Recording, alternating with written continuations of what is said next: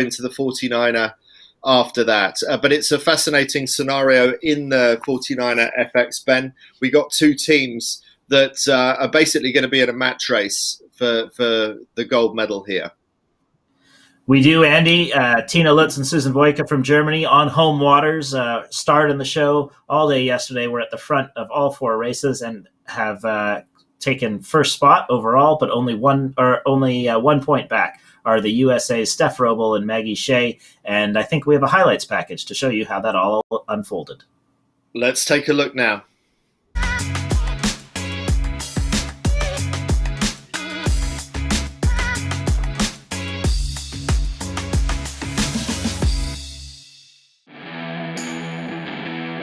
Day 8 of Kieler Woche 2020 brought more than 20 knots of wind along with waves that put a high premium on good boat handling. So powerful was the wind that even the anchor line of the pin and start boat failed to hold. Races had to be postponed as the committee reset the angle of the line. When the 49er FX skiff fleet hit the track, it was a day of capsizing. Even the Spanish world champions laid their boat flat. The fierce Force 5 conditions gusted in on a critical day for the fleet, especially for the German teams still battling for Olympic qualification. In the first two races, the Americans Roble and Shea and the British Dobson Tidy dominated. While the British faded in the later races, the Americans continued to display incredible boat speed and boat handling throughout all four races.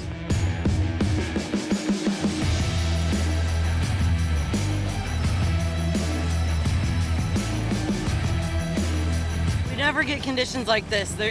Kiel is such a special place that we were really excited to come here for the shifty offshore, super windy. Steph loves going fast and she speeds us up, I slow us down. We have a good time today. It's good. For Germany 29, Tina Lutz and Susanna Boyka, it was one of the biggest days of their lives. In 2012 and in 2016, this team missed out on Olympic qualification by a hair's breadth. But today, these two friends sailed four races that could hardly have gone better. It was a moment to savour for Lutz and Boyka, even if they felt nerves all the way until the very finish. The speed we had, everything worked out well today, but tomorrow is a new day and it'll be even nastier out here. So let's see if our mast stays up. The Windjammer Parade was an incredible spectacle as it sailed majestically across the fjord. The world's best sailors, and in the background, the world's most beautiful ships.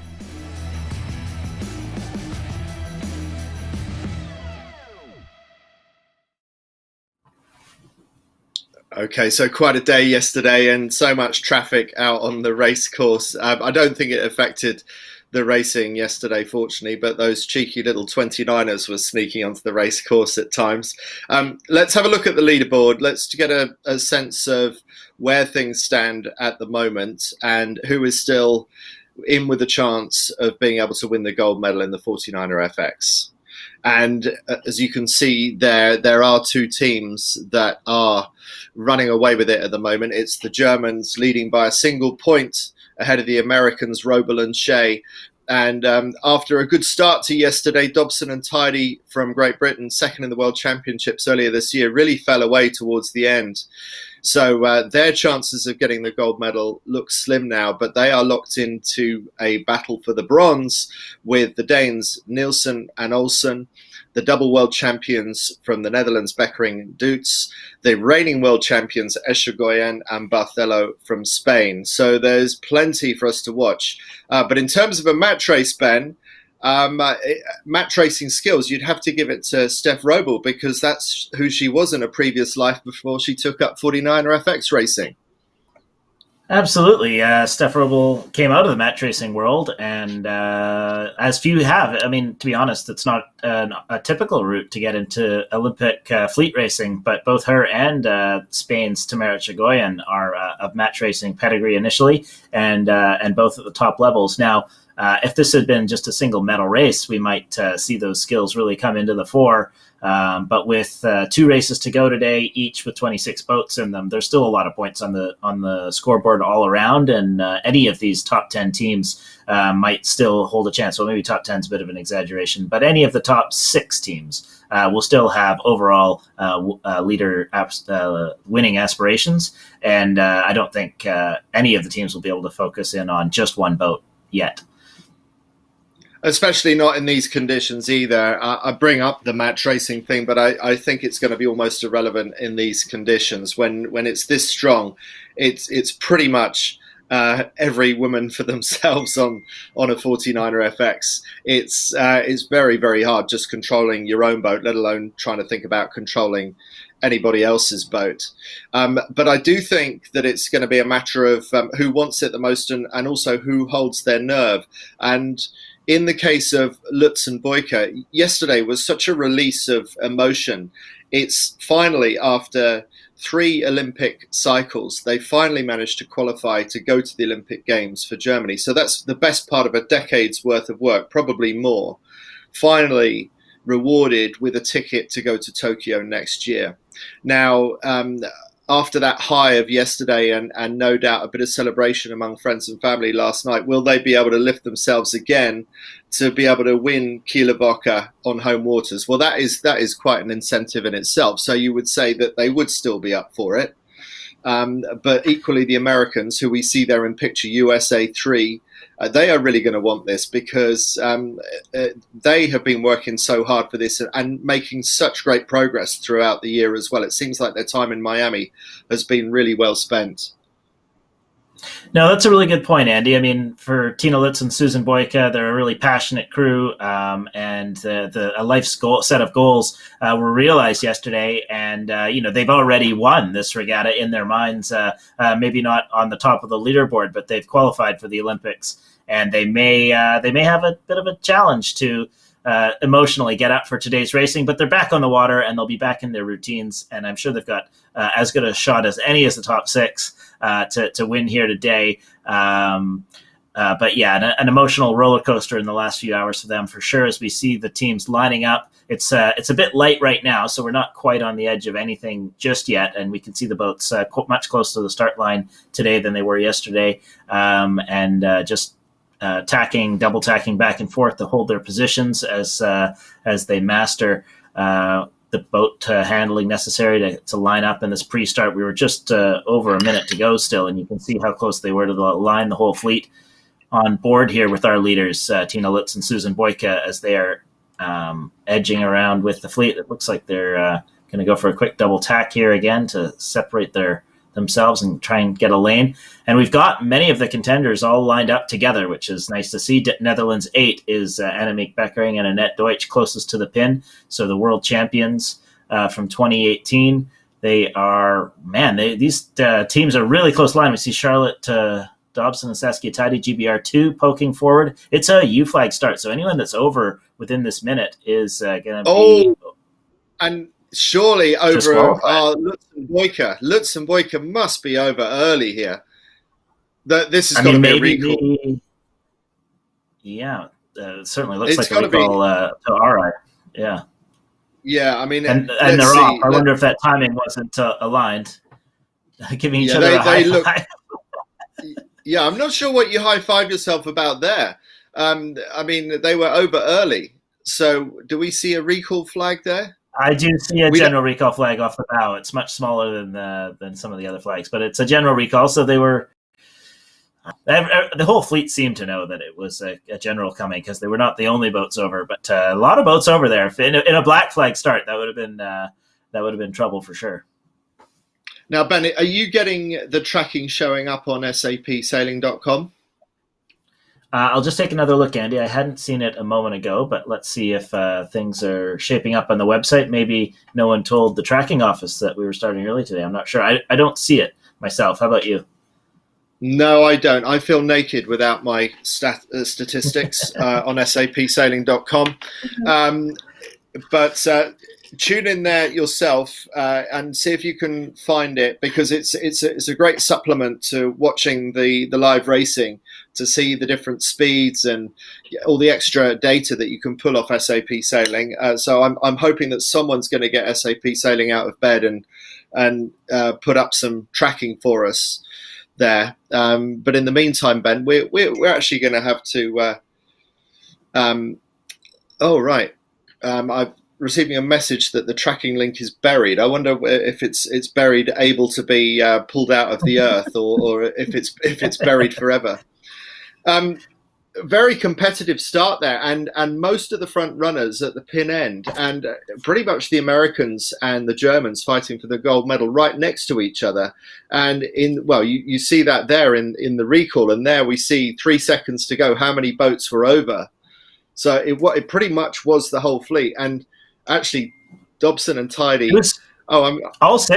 All six of the teams that are really have a mathematical shot of winning this were all together at the pin end of the line here. And as far as I can tell, they all went over the line early. So, it was great from a competitive standpoint to see how many of them were at one end. We would have got a great battle towards that race. But by the same token, I'm not sure why they all pulled the trigger together so early when I suppose they wouldn't have all known it was going to be a general. But in sync with each other they were. And let's hope we get some tight action like that all the way through the day.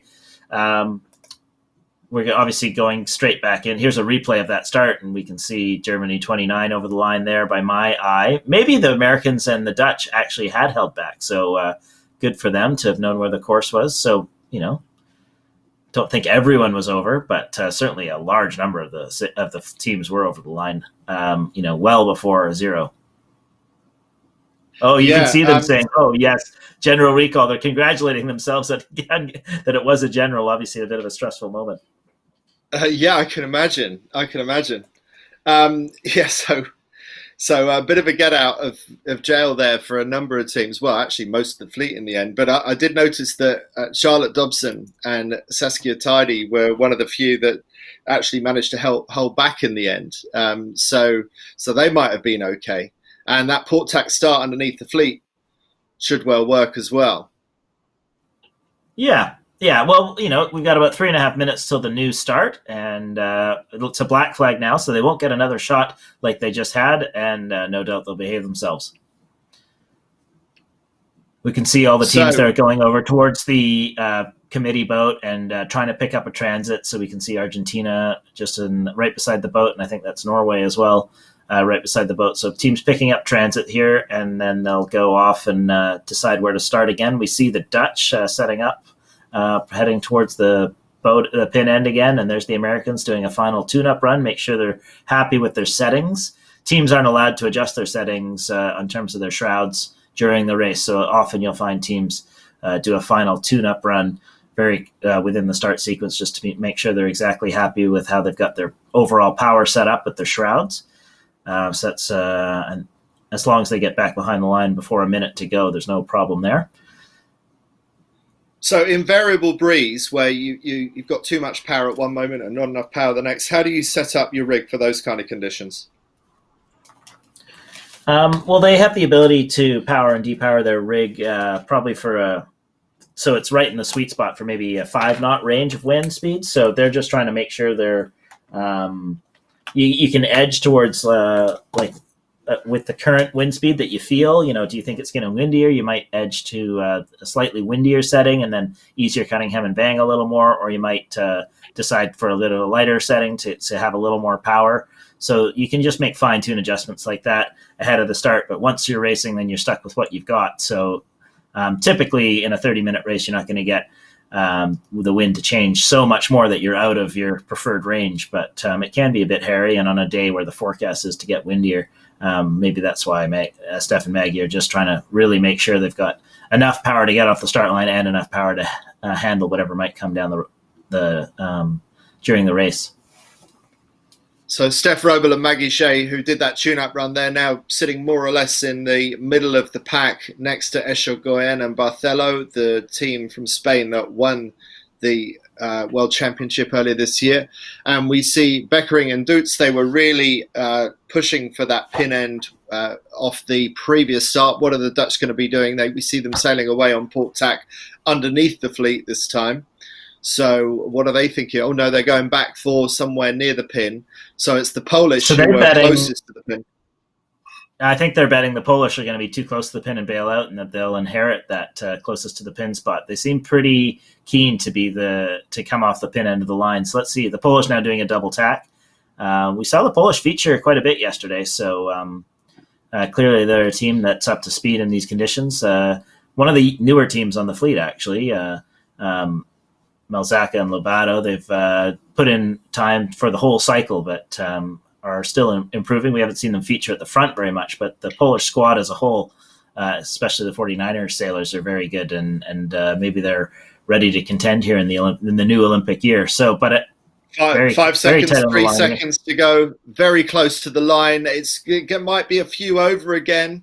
So will some boats be over on what was probably a U flag start? We can't see from here. It was either a U or a black flag. Great start by the Polish, and already the Dutch, the world champions twice, are struggling to hang in there on their lane. So Ned 8 already dropping out, and Ned 8 just looking to foot underneath the poles and find their own clear air. So the Dutch 8 think that they might have the better of the poles going the other side of them. Here we are with the series leaders, Lutz and Boyka, with a bit of a second row start. Expect to see them tack out fairly early to look for some clear air, but at the moment they're going to struggle to find a clean lane across on port. So not a great start by Lutz and Boyka right now. And now you can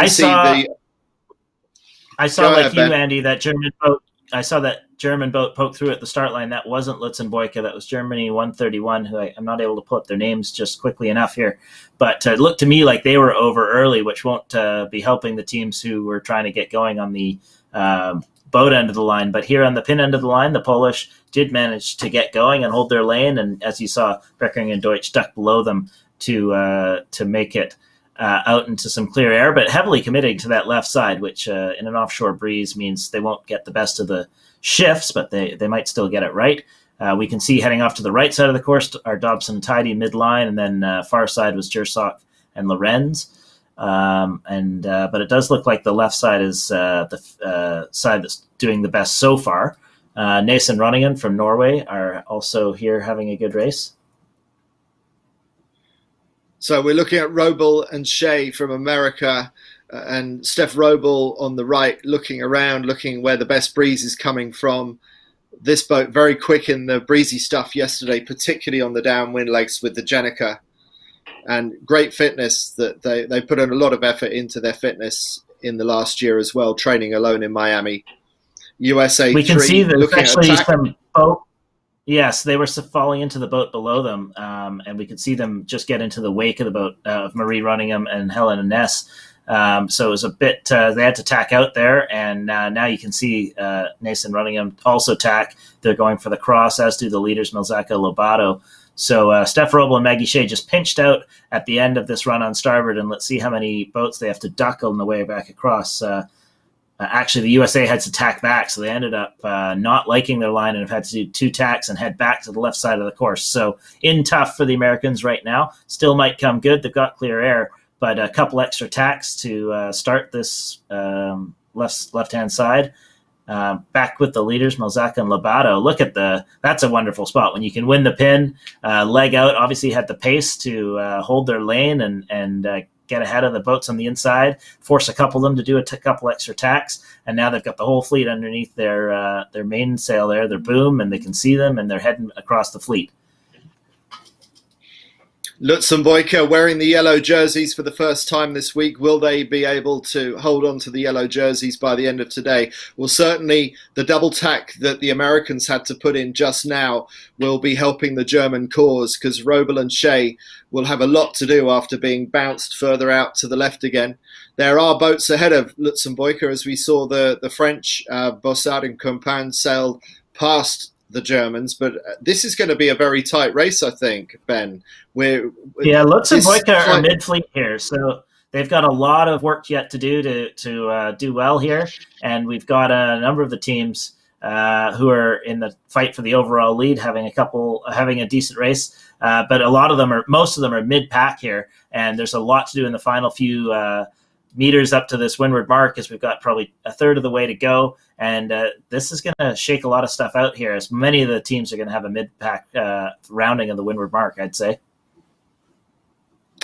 Just want to say thank you to everyone who's got in touch to show me where the SAP sailing link was. I haven't had time to actually find it. They just kindly sent me a link, and I've clicked on that, and it works. So it is out there.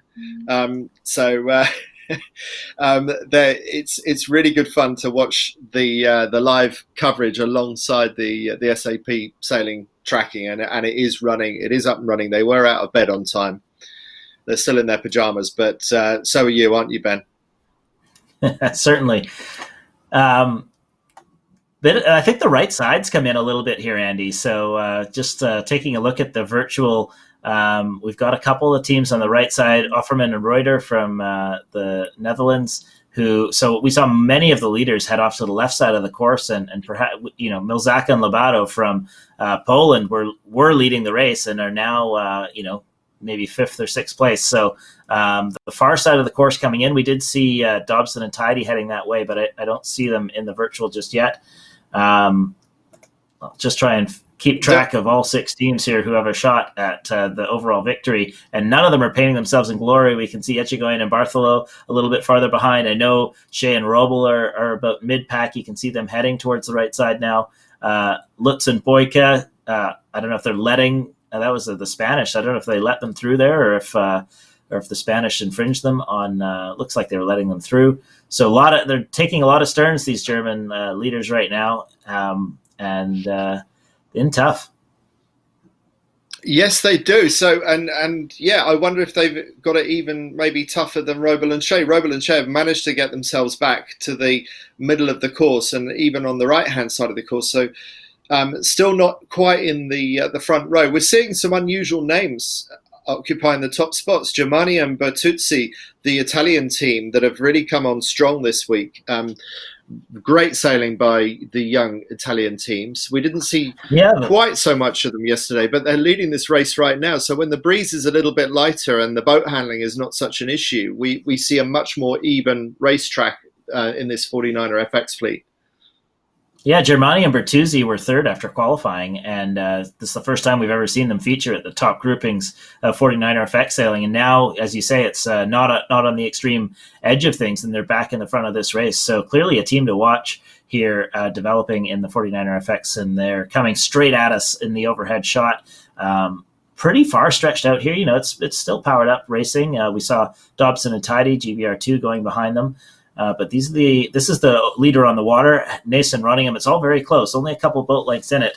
And, teams on different tacks, obviously. So still going to have the shifts and puffs play in here at the top. We have seen a lot of action at the top of the race course all week. And no doubt we'll see more here. That's Nielsen and Bad Olsen, center of picture. They're one of our teams in the top group, but they'll have to probably sail well past the ley line to get clear air into the top mark. We see Nason running, and they're having a good race. Maybe they've just about taken over the overall lead along with Dobson and Tidy, who now go in for their tack on the ley line. So we'll see how things stack up on the ley line as the teams start to flip over. This is going to be a busy mark rounding, and it's going to be quite a lot of congestion. So Dobson and Tidy, they are in 4th at the moment, but they're certainly going to be in contention, and we know that they're fast once the breeze is up. Is the breeze high enough for them to be able to exert their advantage? At the moment, it seems like everyone's got the mastery of these conditions, but we are expecting the breeze to pick up throughout the morning. So we might see a windier final race coming up after this one. At the moment, Germani and Bertuzzi on the left-hand side, but it looks like either the Norwegians or the Danes might get around just ahead. Looks like it's going to go to Norway first around. Nason Ronigan with Italy close on their tail, followed by Schmidt from Denmark and Dobson Tidy from Great Britain. And simultaneous hoists, very good hoist from the first two. Round come the double world champions from the Netherlands. So they extricate themselves from that pin end start, and they come round in 5th place, and it's looking extremely busy back there. We've yet to see the Americans or the Germans in the top few. There's Germany 29 coming round now. So I think they're about 2 places in front of the Americans. So the battle for gold is still extremely tight, and that battle is being fought in the middle of the pack. So there's plenty of place changing on the cards for the Americans and the Germans. We're on board with the Germans now, just dropping themselves down on their trapeze wires, getting fully up to speed, getting in the foot loops, and they've gone for a straight set. They no doubt will be looking very closely at what the Americans are doing. And meanwhile, it's Nason Ronigan from Norway who have a narrow lead on the Italians, Germani and Bertuzzi. Yeah, the British have put themselves into a great spot here as the highest placing team of our top 6 teams that can win this regatta. The next highest is Denmark 11, Nielsen and Olsen, who are all the way back in 11th with the British in 4th. So at the end of this race, it could be the British who are on the top of the leaderboard. We saw both of our 2 top teams there, the Americans and the Germans, well back in this race so far. And, it's going to be a very tight race. We got two-thirds of it still to go, but not easy for our overall leaders, and we could see a real shakeup here. Back at the front of the race course. This is Germani and Bertuzzi from Italy, and now going into their jibe are those young Italians. How does that work out for them? Yeah, it's just a little bit lighter today, and that just makes all the difference. So the boat speeds are running at about 16 or 17 knots downwind. Yesterday, they were touching 20 knots in quite a bit more breeze. So the boats don't go that much faster when the breeze is stronger, but just everything was a little bit more hectic yesterday. Today is going to be more tactical, less about survival. And we're with the Schmidt sisters, Denmark 370. They are out on the far side, yet to make a jibe. How will they get on continuing on that line? It looks to me like Dobson and Tidy and Beckering Dutz on the far side, on the right-hand side, have pretty good angle, having done their jibe, with Dobson and Tidy looking like they might be able to start challenging for the lead. But Nason Ronigan still holding that lead at the moment. That's who we see in picture right now. Norway 26, holding their nerve and holding the lead in this race right now as they start to look at their ley line. Ley lines are incredibly difficult to judge yesterday, whilst meanwhile on the far side, it's the Danish sisters who have jibed, and they've got pretty good boat speed there and good breeze. So will they be able to make something of their side of the course? Yeah, right Mason on ley line are those. Yeah, heading towards their ley line. Schmidt and Schmidt, as you said, right on ley line. If anything, they looked like they were a bit overstood the way they were sailing. But let's see how that gets, where that gets them at the bottom. Nason Ronigan have now gone for their jibe. Center picture, we've got Germana Bertuzzi, who are second around the windward mark. Looks like they're still second on the water. But then we've got the bit of a battle between Beckering and Deutsch chasing up Dobson and Tidy. And those are the 2 top teams who are in contention for the overall lead. This is Germani and Bertuzzi going from their jibe. This is the second place on the water team right now. And Nason Ronigan, pretty comfortable lead here. Let's see which way they go. So they go for a jibe drop, going to go out to the far side of the course. Very good boat handling as they round the mark there and cleanly head out. Germani and Bertuzzi follow them. So both the 2 top teams heading to the far side of the course. Here's Schmidt and Schmidt, who were right on the edge of being overstood. Let's see if they've got the boat handling to do a pinwheel here and get round the mark. Very tight. Beckering and Deutsch have overtaken the British. So the British are coming to this close side, having to navigate Schmidt and Schmidt, who haven't gone around this mark all that well. So Dobson and Tidy here really want to get out there and see if they can get over top of the Danish. A bit of a tough spot there. So hopefully for the British, they can hold that lane and get over top of the Danish sisters, Schmidt and Schmidt. Let's see what's happening behind.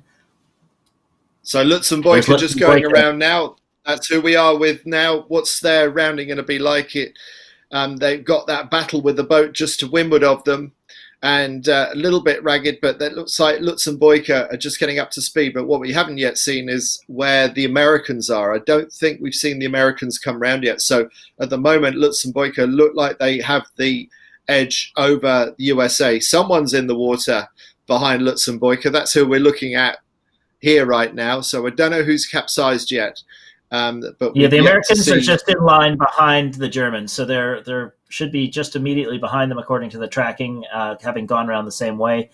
So I think that the Americans are in about 13th place, Andy, and just ahead of the Germans are the Danish, Nielsen and Olsen.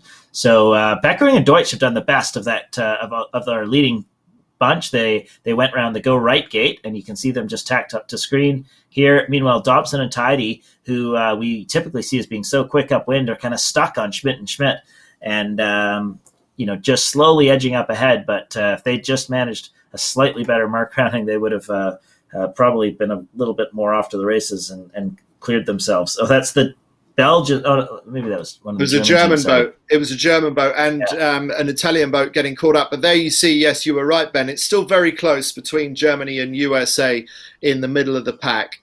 And Lutz and Boyk are now sailing out to the right-hand side underneath the leaders. Nason Ronigan from Norway still leading with Germani and Bertuzzi on the right-hand side in second place. So we're looking at the battle for first and second between Norway and Italy right now, which is a minor battle alongside the bigger battles going on back in the fleet for the gold medal here at Kieler Woche 2020 with Dobson and Tidy on. If our cameraman was to pan right just a slight bit, he'd pull in Beckering and Deutsch into the picture. So they're just underneath the Germans. There they are in the graphic. So that's where our top of the top 6 teams is, Beckering and Deutsch. And then Dobson and Tidy have just managed to get past Schmidt and Boom on the close side of the course here. So they finally got clear air, forcing the Schmidt sisters to tack off. So Beckering and Deutsch and Dobson and Tidy look neck and neck to my eye, Andy. Well, it took Dobson and Tidy a long time to burn off the Schmidt sisters, and now Dobson and Tidy do tack back towards the middle of the course. Will it be windy enough for Dobson and Tidy to start attacking for the lead? They know that they've got good speed in these kind of conditions, and they know that they're comfortable. They also have a lot to do if they're going to close the gap on the top 2 boats that are further back. There you see Tina Lutz and Susan Boyk in the yellow jerseys on the left of our screen. They're our overall leaders, and they are extricating themselves from the pack and starting to challenge for the front of the fleet. So we're on board with Lutz and Boyk going at absolute full pace, looking at a tack underneath Netherlands 64. And there we see the completion of that tack and getting back towards the middle of the this second beat, the final beat of this first race of the morning. But clear air and lots of clear water for Nason Ronigan, the Norwegians that are leading this race, with the Italians in the middle of our picture tacking onto port, and now the Norwegian leaders tacking also to defend. But Dobson and Tidy, look how much they've closed the gap. So the British do still have a chance of being able to win this race, and that would be useful points back in their bid to, well, certainly stay on the podium and maybe even make inroads on the Americans and the Germans. Those are the Germans that are leading the series right now, going fast out to the right-hand side. Our tracking's showing them all the way back in 18th place, though. So the tracking's not favoring the spot they're in right now. Now, the right side of the course might come in, and that 18th place might improve. But so far, they've put themselves quite deep into the hole here. I'll just check on the drop races to see if they're going to be able to discard this race if it's anything worse than a 7th. So that might be the saving grace for Lutz and Boyka, because in 18th place, halfway up the second beat, they're in tough to improve on that result. So we see Beckering and Deutsch couldn't live underneath Bertuzzi. Germani and Bertuzzi have had to tack out. So that's a gain for Dobson and Tidy there over the Dutch. Dutch got sandwiched a little bit behind Nason Runningham, and Germani Bertuzzi weren't able to hold the lane and had to tack. And Dobson and Tidy living very comfortably, if anything, making up ground on the leaders of this race. So great positioning here for Dobson and Tidy to really take advantage in this race and excel while most of their rivals are struggling mid-fleet. And when you look at Schmidt and Schmidt on the bottom right, that's the difference. That Dobson and Tidy and Schmidt were neck and neck, and Dobson and Tidy just holding on a little bit further over to the left.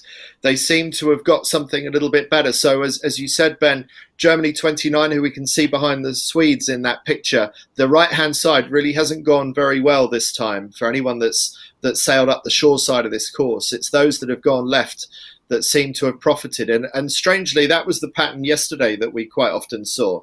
We quite often saw the second beat of these races come good for people. That was how the Norwegians got themselves into the lead, or got themselves up there in one of the races yesterday by going left.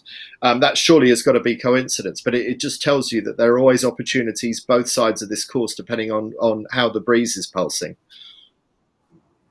Yeah, just they've got the upwind speeds there, and pretty similar speeds between the boats on the right and the boats on the left. So we'll see how Becker and Deutsch are headed right now. They're all the way on the port ley line and getting a header, which is never the best. Back on board with Lutz and Boyka. As you can see, they're many meters behind the boats around them on that side of the course. So, and taking another duck on that's Offerman from the Netherlands. So not the best race so far for these German leaders. And like I said, they'll probably be able to discard this one, but that'll put an awful lot of pressure on for the last race of the series. Well, that's what we want to see, isn't it? So Dobson and Tidy up in the top three, maybe even in second place now. It looks like they might even have got past the Italians. So a second place for Dobson and Tidy, maybe that would put them close enough to be able to attack for the gold medal going into the final race. And that is the tack. Good tack there for Naas and Runningen, who have to do 2 tacks to get up on ley line. That'll make things even closer with the British coming in. So it's neck and neck between the top 3 teams here. And no doubt we'll see at least one of the 3 jibe set as well. So that should, oh gosh, I wonder if Naas and Runningen haven't made it. They weren't close enough, so now they're going to have to tack and go outside. Ouch. Tough positioning for them, so they didn't quite get that right. And Dobson and Tidy, great sailing from them, and they inherit the lead on this beat. Couldn't have chosen a better time. Germani Bertuzzi round in second, Naas and Runningen around in third, and Dobson and Tidy here. They probably don't have to do too much. They can just get that Jenneker and go on a straight set, and hopefully for them the Italians follow. And big turn of events there as Dobson and Tidy are excelling when they needed to here. The Norwegians will be kicking themselves. They really didn't need to do that. They made it so much harder for themselves than they needed to. But you've got to feel for Naas and Runningen giving away the lead like that. Beckering and Deutz, the double world champions from the Netherlands, just about to come round ahead of Schmidt. Now remember, the Schmidt sisters were neck and neck with Dobson and Tidy, and now that's the gap. It's an enormous gap between the Danish sisters and our new race leaders, Dobson and Tidy, with a 26-metre lead over the chasing Italians, whilst the previous race leaders, Naas and Runningen, jibe off onto port. But it looks like a jibe of desperation right now. It doesn't look like it's a particularly good angle for the Norwegians making that jibe away. No, it doesn't. And just to keep track of who's in the top group, we see Robel and Shea also still approaching the windward mark there. They're back in 17th or so spot, so they'll also be dropping this race. They've got a 10th to pick up as their worst previous race. So none of the, or both the 2 leaders who we thought might be in a match race if it was a medal race, falling back into the pack. Advantage to the British, Dobson and Tidy, as well as having a good race there. And I think 4th place or 5th place is Beckering and Deutsch. And then you can see Denmark 11. Actually, you don't see them highlighted there, but they're in. That's Nielsen and Olsen are in 7th. So those are the 3 teams having a good race so far. Ekchegoyen and Bartholo are back in 10th, so okay for them, but not going to be enough to move them ahead. That's Dobson and Tidy there, stretching out their lead. They've certainly done just fine on the on Germani Bertuzzi, who's the Italians here. Although Germani and Bertuzzi still in tight. Naas and Runningen making gains on the far side. So that dive did look a bit to me like desperation, but perhaps they're certainly going faster right now than Dobson and Tidy, not at least faster, and taking the virtual lead back. Absolutely. So, yes, we did them a favour. The commentators' curse did the opposite for the Norwegians this time round, and it looks like they might be challenging for the lead again. Looking at their boat speed going down, it looks like Naas and Runningen have just jibed. So we'll see on the cross how it goes. It looks like Dobson and Tidy are extending again, but Naas and Runningen might be in for being able to overtake the Italians for second. We see Naas and Runningen, the blue Jenneker on the left of picture. Looks like the British with the purple Jenneker are still fairly safe for the lead, but the breeze is up now. Neither team is on the ley line either, so they've each going to have at least one more jibe to do to get through the finish line. So we're going to have a bit of action yet to go in this race, but Dobson and Tidy have got a couple boat length advantage, 10 boat length advantage as the cross happens. Let's see if Naas and Runningen have picked up the Italians or not, and what they're going to do looks to me like they might go around them behind and go to the outside.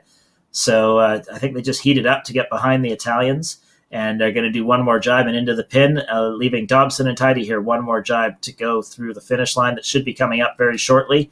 Certainly looking comfortable right now, right before they do their jibe. Yeah, they always look pretty relaxed how they sail the boat. They do sail the boat really nicely in terms of their body position. This is the jibe. Will this be the final jibe for the race leaders? It's a very nice one, and fully back up to speed again and out on the trapeze with virtually no break in their pattern. So really nicely executed, and across the finish line, a bit of a surprise win for the Brits, but well down to Dobson and Tidy, closely followed by Germani and Bertuzzi from the Italians, and then Nace Ronigan still to come across the line. So looks like they might be struggling to get across the line. Let's go back to that finish if we can, and let's watch the Norwegians go across the line. So they had to drop their Jenica, so they actually overstood on the lay line. And Beckering and Dutz set to come across in fourth place. The Dutch in fourth ahead of Schmidt and Schmidt. Beckering and Dutz coming across on starboard jibe, Schmidt and Schmidt on port jibe. And behind them, we see Lutz and Boyka back in the pack.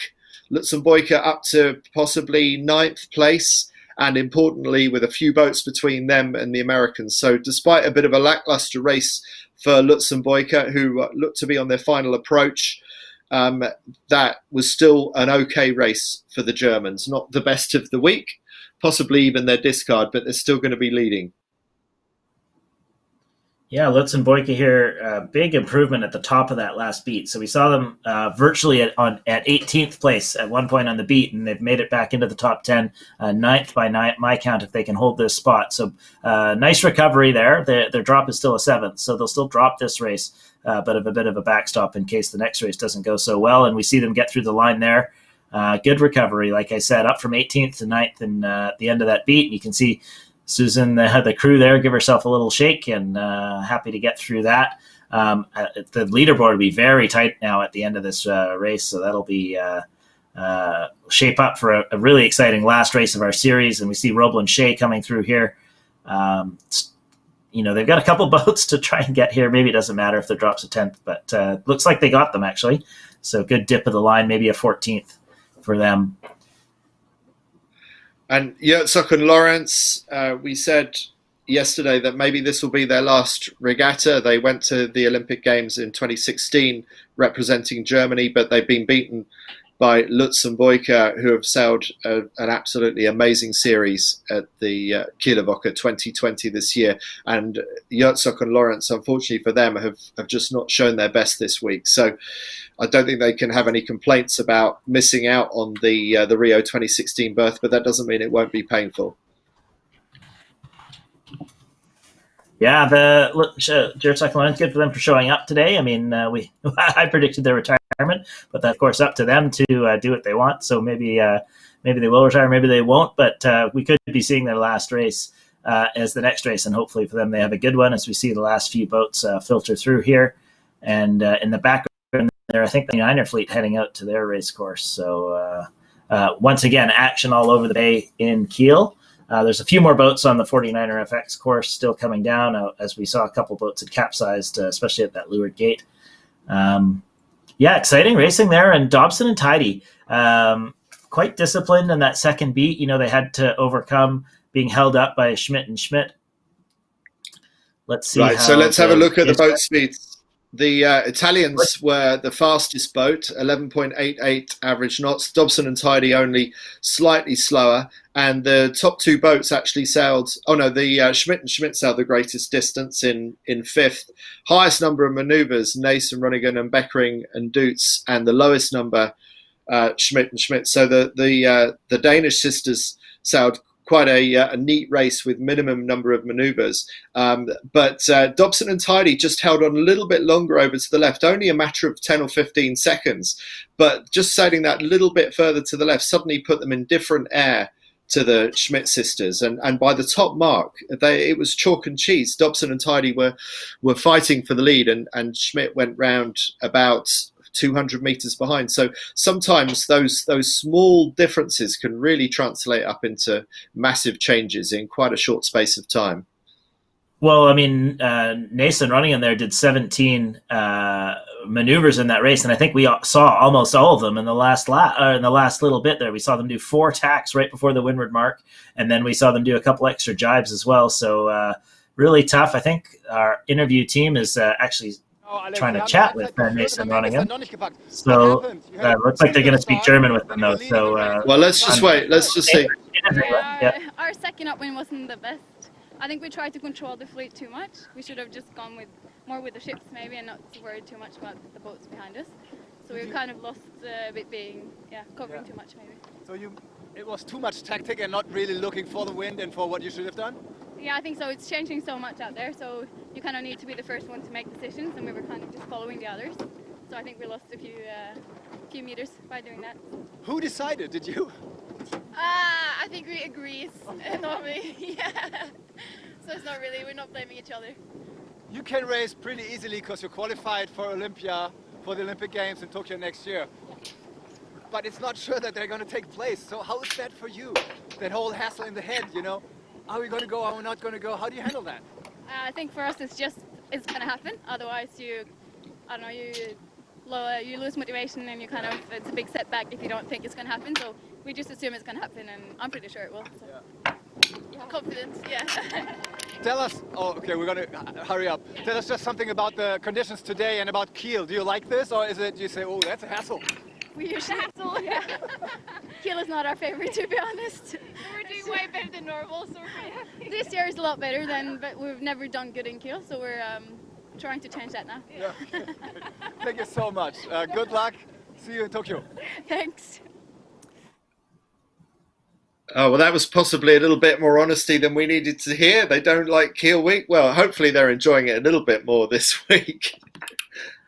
Well, they say they don't like it. I think that might be because they said they haven't done well in the past. But it's amazing what a couple of good races can do to change your opinion about a place. We see Nathan Runningham using that third place all the way down the leaderboard to move up to ninth. But really, the action is at the top of this leaderboard with Lutz and Boyka still in the lead, followed by Robel and Shea, both of them dropping the races that we just had. And Dobson and Tidy taking that win to pull into third place, separating themselves from that chasing group of four boats that were all chasing the third place here. But only 9 points separate the top three in the medal placings. So this overall regatta still up for grabs. Robel and Shea will be kicking themselves for not executing in that race and looking to bounce back. And we should see an exciting final race here, Andy. Yeah, it's really set up quite nicely. So will Lutz Boyka be able to hold on to it? That race wasn't their best and they discard it. But if you can discard a ninth, it's just a measure of just what a great regatta you've sailed this week. Next race is starting in about 10 minutes. We're going to take a quick break and we will be back to you when we get into the start sequence of what will be the final 49er FX race. We'll be back to you soon.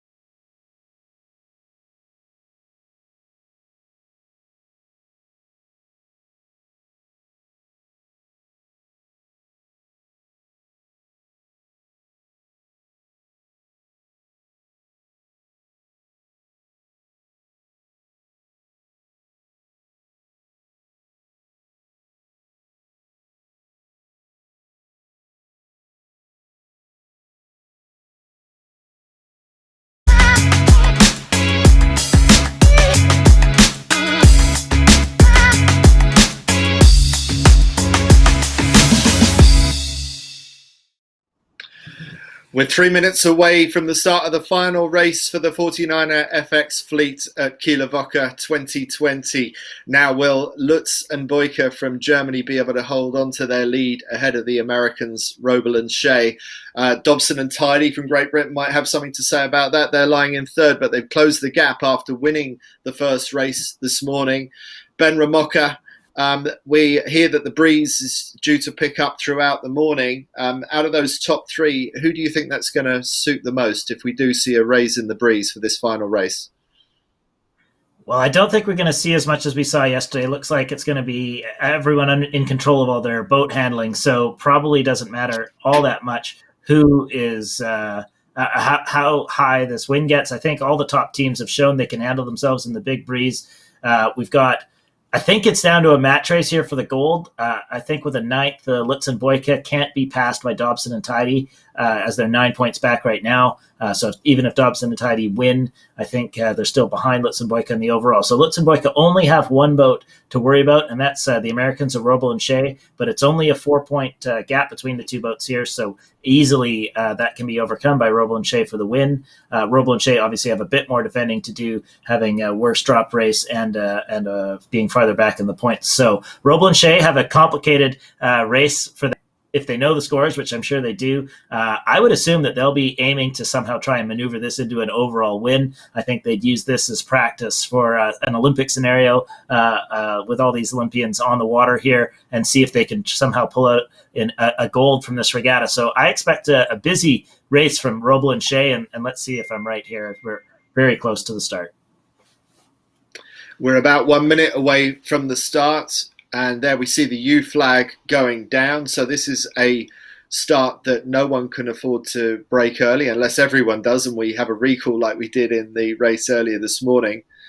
Ned 69, the Dutch team looking a little bit close to the line already with 45 seconds to go. The battle begins for the pin end. And the Poles that did so well off the pin end, they are battling with Denmark 11. Germany 29, just right of our picture, just going out of our picture. They're quite far back. And so they're being quite conservative in their lineup to the start. And at the far end, by the committee boat, you see the Netherlands 8. They were all the way at the other end of the line near us, near the pin end for the previous start. So with 10 seconds to go, we're getting close to the line. Netherlands 69 looks a little bit close to the line 5. Netherlands 69 looking very dangerous for being over. Lutz and Boyka going to have to port tack the fleet or go underneath the fleet. We see Dobson and Tidy deep in the second row here. Good start from Nielsen and Olsen, Denmark 11. They're in fifth place overall heading into this race. So good race, good start from them to get off the pin. Robel and Shea are at the boat end of the line. They do have a lane, and they've got off the line nicely. So Robel and Shea are starting out pretty well with the Dutch, Beckering and Deutsch on their hip at the far end of the line. They're both still on starboard, heading towards us. We can't make out their flags just yet.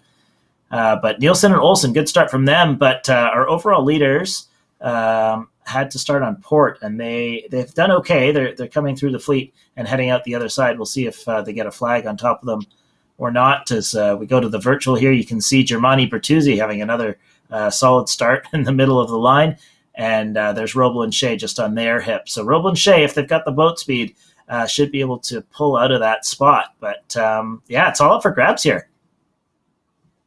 Yeah, so compromise starts for Germany and Great Britain, but maybe not too bad ducking the fleet and going out to the right-hand side.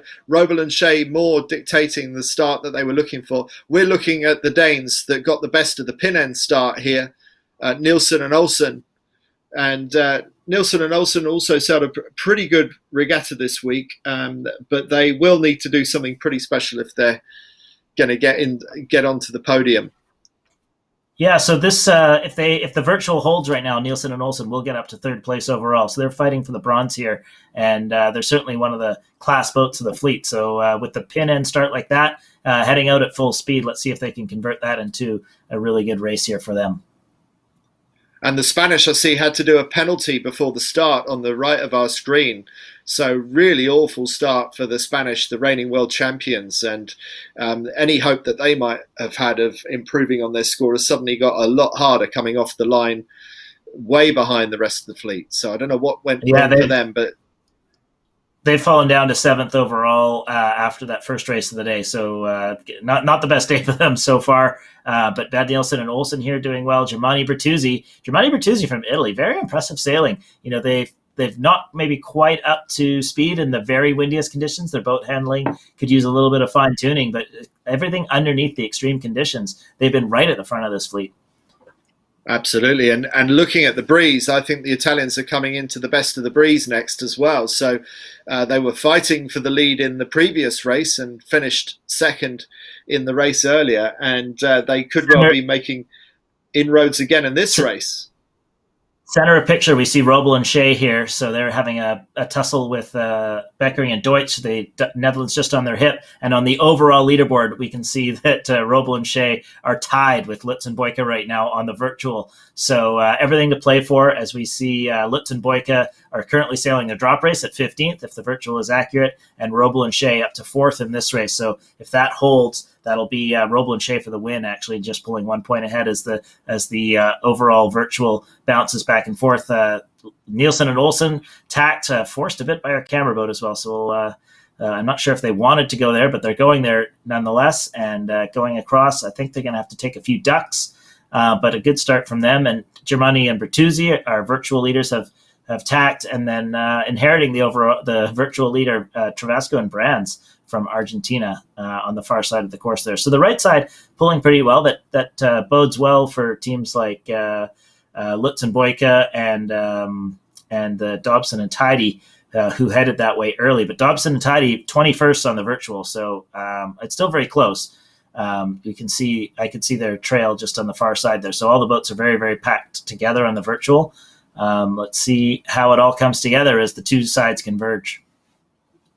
I really like where Germani and Bertuzzi are sailing. They came off the middle to the right-hand end of the start line. They've dictated their own tactics, and sailing in the middle of this course, hedging your bets between the two sides, I think is the way to go. But Lutz and Boyka sailing back towards the middle of the course after starting on port tack underneath the rest of the fleet. So a lot of fighting yet to do for these Germans if they are to stay ahead of the Americans, who had the better of the starts out of Germany and USA. Another tack for Lutz and Boyka, but very much in the second row of this fleet right now. Yeah, just in the background of that picture, when we saw them look over their shoulders, we could see the on-water leaders, Travasco and Brands, although it's now showing the left side of the course being in the overall lead, Bad Nielsen and Olsen, along with Bertuzzi Germani just off the gain line there. And there's Robel and Shea. Actually, the virtual, oh no, they're falling back again. So Robel and Shea are showing themselves in 10th place on the virtual as it bounces all around. They've got clear air, though, so they're in a good spot on the water. Let's see if they can convert this into a higher place than 10th, because they're going to need fewer points than that to overtake for the overall victory. Well, the breeze is swinging one way and then the other, and it's still very, very close from side to side. There's no clear pattern emerging yet, but out of the middle, Germani and Bertuzzi claiming the lead again, and they haven't had to duck anybody yet. They've dictated their own terms all the way up this racetrack so far, the Italians, who are continuing to impress us with what they're doing, and looking like they could well end up finishing in the top 6 of this regatta against some teams. I mean, if they do that, they'll have beaten the reigning world champions, for example. Dobson and Tidy on the right-hand side, some way behind Robel and Shea. So Dobson and Tidy not doing themselves any favours after winning the previous race. No, Dobson and Tidy didn't work out for them. They started on port and I guess didn't get a lane and haven't managed to put any shifts together into anything useful this regatta or this race yet. So down in the 20s right now in poor race for them. And unfortunately, they've had another poor race, so they're counting all those points. Robel and Shea really suffering for, it seems like, boat speed to be. They typically have been one of the faster teams, and they look like they've been in a decent spots, but they've been falling back all day today whenever we've seen them. And they're Robel and Shea just just not pulling through when they need to. This is Nielsen and Olsen. We saw them coming off the pin, and now they're flying in from the left side of the course. I think they're in the overall lead of this race right now, and that's a perfect time for them. They could snatch a bronze medal from a good race on the water here right now. And they look so stable. Just, full confidence. Yeah. They're just beautiful. Overstood and overpowered, if anything. Yeah, they've got a really nice balance. Full max power, trapping hard. Germani and Bertuzzi have tacked already on starboard, so they'll have a maneuver to do with Germani and Bertuzzi, but it looks to me like they're going to have enough room to tack and still be ahead. Yeah, so the left-hand side, the winners of the pin end of the start line have capitalised on that, and the Danes, provided they execute this final tack, which they've done, they will be leading Germani and Bertuzzi into this windward mark. Germani and Bertuzzi second in the previous race, now about to go round in this race in second place, with the French in third, and then two unusual German teams going round in fifth ahead of the Argentinians. There go Germani and Bertuzzi on the Big Bear away. The Danish already have their Black Jenica up and pulling, so the Danes will stretch away from the Italians. And the Polish, they've got a second row pin end start. They're still going around in the top few. So the left-hand side seem to have paid okay. The Spanish somehow have got themselves back up in there after the most atrocious of starts. And we saw Dobson and Tidy up there as well. So not a total disaster for Dobson and Tidy, I don't think. I think there's still... It is a total disaster for Lutz and Boyka, though. Lutz and Boyka are in 24th place in this race, so they're going to be relying on their previous drop as well. I mean, unless they can come back from 24th place, so that's the biggest disaster so far of this race. Roble and Shea, they still got if they can move forward in this race, they still got a shot at the overall victory. But right now, it is Lutz and Boyka who are sailing their drop, maybe sailing to the overall win. Most of the teams are straight set here, so clearly as the left side of that top of the beat paid dividends. Obviously, the winds come in from that side, and probably a bit of pressure or shift too. So all the teams are straight setting. Here's the overall leaders and likely winners of the regatta. Lutz and Boyka right at the back of the fleet. They're going for a jibe set, just try and it's typical for when you're at the back of the race. Just separate, see what happens on the far side. And here we go all the way back up to the front of the race course. Nielsen and Olsen holding off the Italians, Germani and Bertuzzi. So Lutz and Boyka, they're just going to have to sit and hope that the likes of Roble and Shea don't make too many gains forward in the fleet. But at the moment, they don't have control of their own destiny. They are spectators in this race back in 24th place. So concerning times for the yellow jersey wearers, but they still do have a points buffer. This looks like it's going to be their discarded race. It looks like this is probably going to be the only race they finish outside the top 10. So Lutz and Boyka, I don't know why they didn't have a great start underneath the rest of the fleet, but even Dobson and Tidy, who did a similar start, managed to extricate some kind of manoeuvre by the windward mark. And also the Spanish, who probably had the worst start of anyone with that penalty, are not doing terribly in this race. So Lutz and Boyka just really lost out on the right-hand side of this race course. Yeah, the shift was to the left at the end of that beat, and Lutz and Boyka were in the far right, so that didn't help their case. They weren't doing wonderfully before that anyways, but with the shift coming in late to the left, it hurt them even more, and we saw Etchegoyen and Bartholomew take advantage. They must have gone left after having such a bad start. But back at the front of the race course, it's Bad Nielsen and Olsen, actually high of the ley line, whereas Germani and Bertuzzi are maybe in a slightly better spot towards the ley line, so they've got a bit of work to do the Danes to hold off these newcomers to the front of 49er FX sailing. Germani and Bertuzzi from Italy, for a team that hasn't featured all quad long. We've talked about them an awful lot this regatta so far, you and I, Andy. So I think that bodes well for the Italians, who still need to qualify for Tokyo 2020, but will have there's one European spot up for grabs later in early 2021, and the Italian squad looking to pick it up and might even be contenders. As we see Nielsen and Olsen do sail down over the top of the Italians, drop their kite, and they're heading into the leeward gate here. See if both boats go straight around the mark. It's pretty windy, so it doesn't surprise me that no one tried for a jibe drop there. as Germani and Bertuzzi follow the leaders round. We do see jibes from third place. That's the French. Just having trouble getting low enough to get around, so a bit messy. Or maybe they were just avoiding that German. Very late drop by the Germans. Will the Germans be able to get a decent rounding out of that? They've given themselves a lot of work to do, but the Argentinians go round on the inside. So a bit of a giveaway there by Germany 9.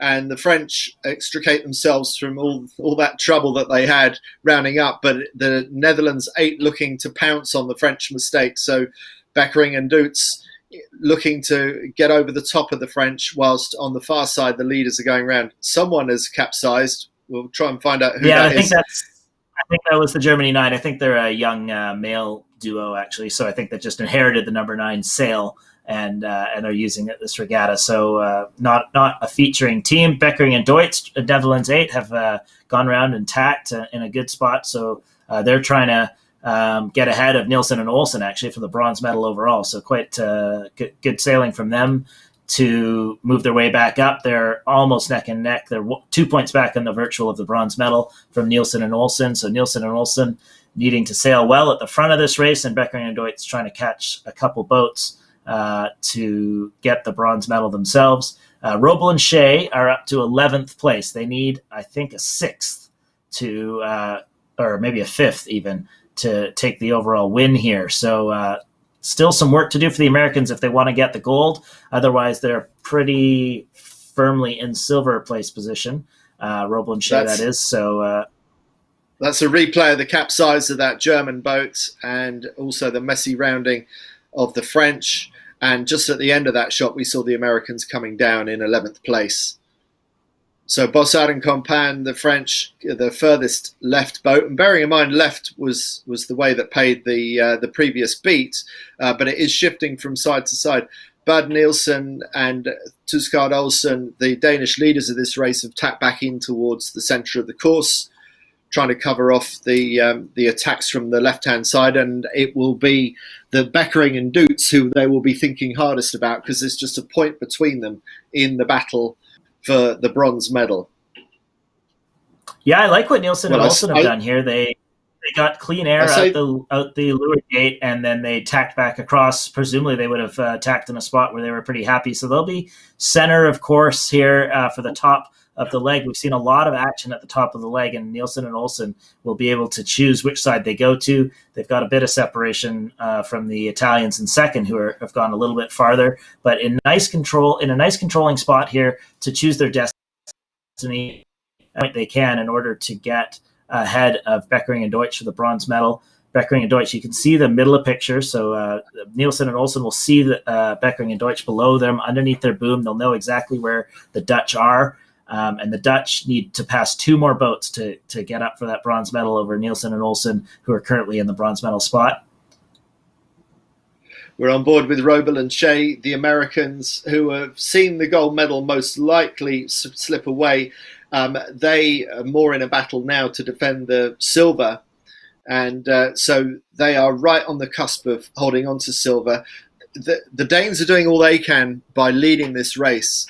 So the Danes are hoping that the Americans don't make ground through the fleet. But at the moment, the Americans look like they are fighting really hard and maybe making up a crucial couple of points that would put them ahead of the Danes. Whilst Beckering and Doets, we can't discount the double world champions from the Netherlands either. They are also in the battle for bronze. Here's Lutz and Boyka wearing the yellow jerseys, but sitting well outside of the top 10 at the moment, in about 17th place right now. So that their race probably isn't going to have an impact on the outcome. The chances are they've already won this gold medal. Yeah, it'll take a very advantageous last half of this race for Robel and Shea to make up all the 6 or so places they need. Not out of possibility, but not the most likely outcome right now. So Lutz and Boyka possible to win this by sailing their two drops back to back, which is never how you dream of it, but nevertheless they've already wrapped up that Olympic selection. So I suppose job number 1 done. Back in the front of the fleet, we see Bad Nielsen and Olsen right in the middle of the court, or they're coming up towards the port hand ley line here. So at some point soon they'll have to tack. for their last tack of the beat, and let's see if they can get across of Germani and Bertuzzi. Every point for them matters a lot here as they try and get enough points to move up into the bronze medal position and possibly even the silver medal position if Robel and Shea continue to fall back, as they are currently down in 12th, 13th overall in this race.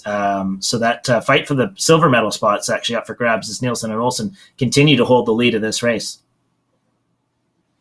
I thought for a moment there the Italians might have a sniff of overtaking the lead. It looked like there was good breeze on the right-hand side, but the Danes have managed to get across the front of the Italians, and it's quite a big lead for the top two right now. So barring some kind of error from the Danes or the Italians, it's hard to see Beckering and Dutz being able to catch up the top three.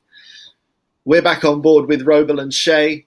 And Robel and Shea really need to get the skates on. They're not making the inroads into the top 10 that they need to. And there is a risk that the Americans, after such a great day yesterday, might even fall off the podium altogether. So the Americans are clutching at straws now.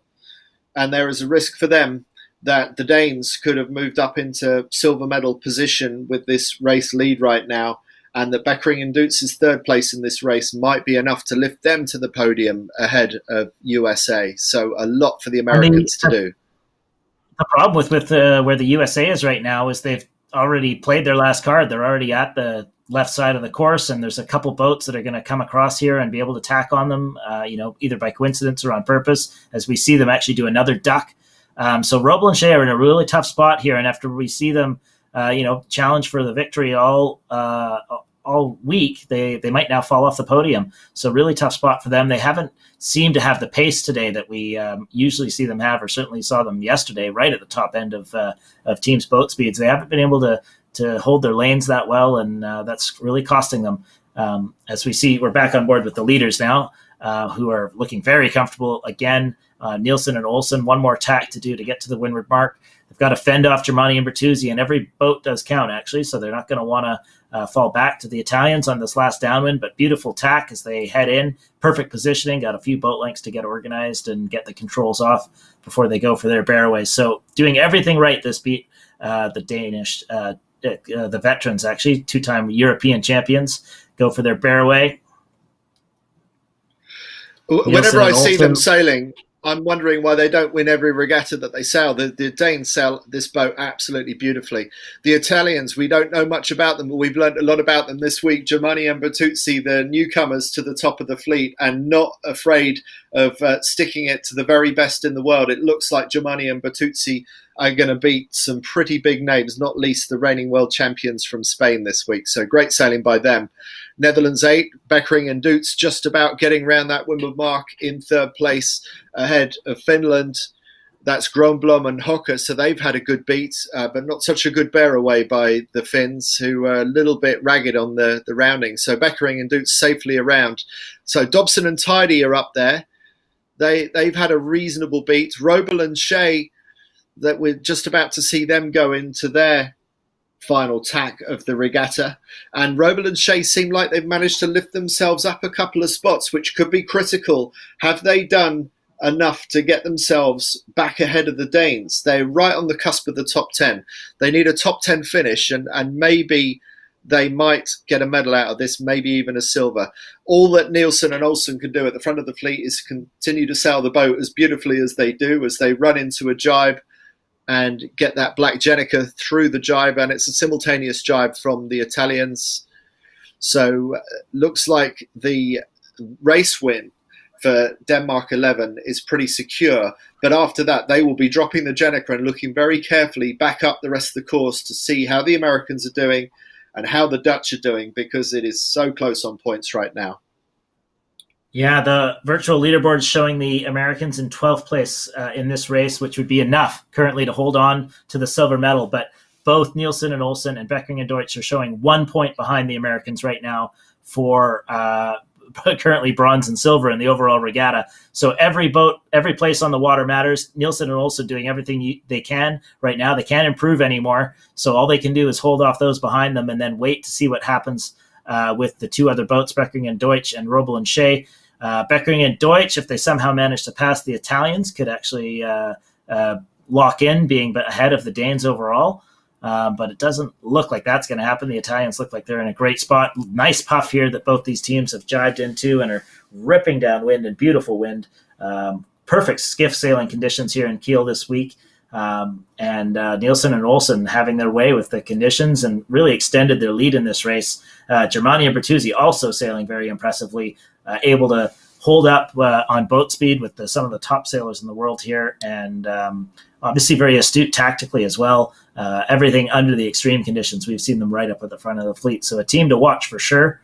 Beckering and Deutsch also look like they're pretty secure where they are. And just on the virtual, we see Robel and Shea fall back to 13th, now 14th place, which puts them off the podium on the virtual. Dobson and Tidy up to 8th are also putting themselves in a position to win a medal here. So on the virtual, it's showing every place really matters down this final run to see who rounds out the podium positions behind Lutz and Boyka from Germany. So 2 points separating 4 boats in the battle for silver and bronze. The only ones that look like they are off and away are the gold medalists Lutz and Boyka, who we hardly seen in this race. They're so far back. But it's Robel, Shea, Dobson, Tidy, Nielsen, Olsen, who we see now about to cross the finish line, and Beckering Dutz in the battle. So Nielsen and Olsen win that race in high style. Absolutely fantastic sailing by them. Maybe even more impressively, Germani and Bertuzzi, who have just burst onto the international scene this week with some incredible sailing by the newcomers to the top of the fleet, the young Italians. Coming down now, so Beckering Dutz in 3rd place. That's going to be a critical finish for them. But the fate of these sailors is out of their hands because they need to look behind them and see what's going on.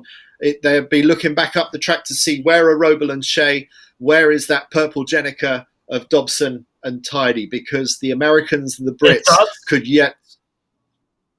If Dobson and Tidy can come in here in 8th place, that'll put them ahead of both Bad Nielsen and Olsen and Beckering and Deutsch. So it does look like they've got a lane here. And so if we see them come through finishing in 8th, that'll be a lock on a medal for them. And then we'll have to look back and see how the Americans do to see if that medal's going to be silver or bronze. So Dobson and Tahiti have had a very good second half of this race to move up the fleet. I think that's going to be 8th for them as they cross the line just behind Chigoyan and Bartholo. So that's Dobson and Tidy through. That locks them ahead of Nielsen and Olsen and Beckering and Deutsch. And now where are the Americans? Critical for them. Look. The Americans are on the left of screen and they are just ahead of a whole gaggle of boats. This is absolutely They've got one jibe right to do. on the cusp for Robel and Shea right now. They're going into their final jibe, beautifully executed jibe, and getting across that other boat could prove critical. Have they done enough in the final stages, just ahead of that bunch of boats there? It was the difference between getting ahead of those boats or falling into the pack that could determine the difference in the colour of medal that the Americans get. But it looks in the early stages, thanks to the SAPsailing.com stats, Ben Ramoka, that it looks like the Americans might have done enough right at the end to get the silver medal ahead of Dobson and Tidy of Great Britain. Absolutely, Andy. They got ahead of that pack of boats, and it was exactly what they needed to do at exactly the right moment. They finished 10th place in that race, which secures them the silver medal. Dobson and Tidy will then be tied with 2 other boats to take the bronze medal, according to SAPsailing.com. All unofficial, of course, until the race committee puts in their official results. But what a finish for the Americans. Came through in the clutch. They had to have known how close it must have been, and they got ahead of what was 4 or 5 other boats right at the finish line to secure themselves a silver medal in what was a very well-sailed week for them. They got to be pretty happy with how they executed in the last stages of that race. Well, especially that last jibe. It was an absolute pressure jibe, and there was another boat that was vying for them to get across the finish line. And right until the very end, Robel and Shea executed their manoeuvres absolutely perfectly. All their hard work in Miami this year, sailing by themselves, executing on their boat handling manoeuvres, that really seems to have paid off.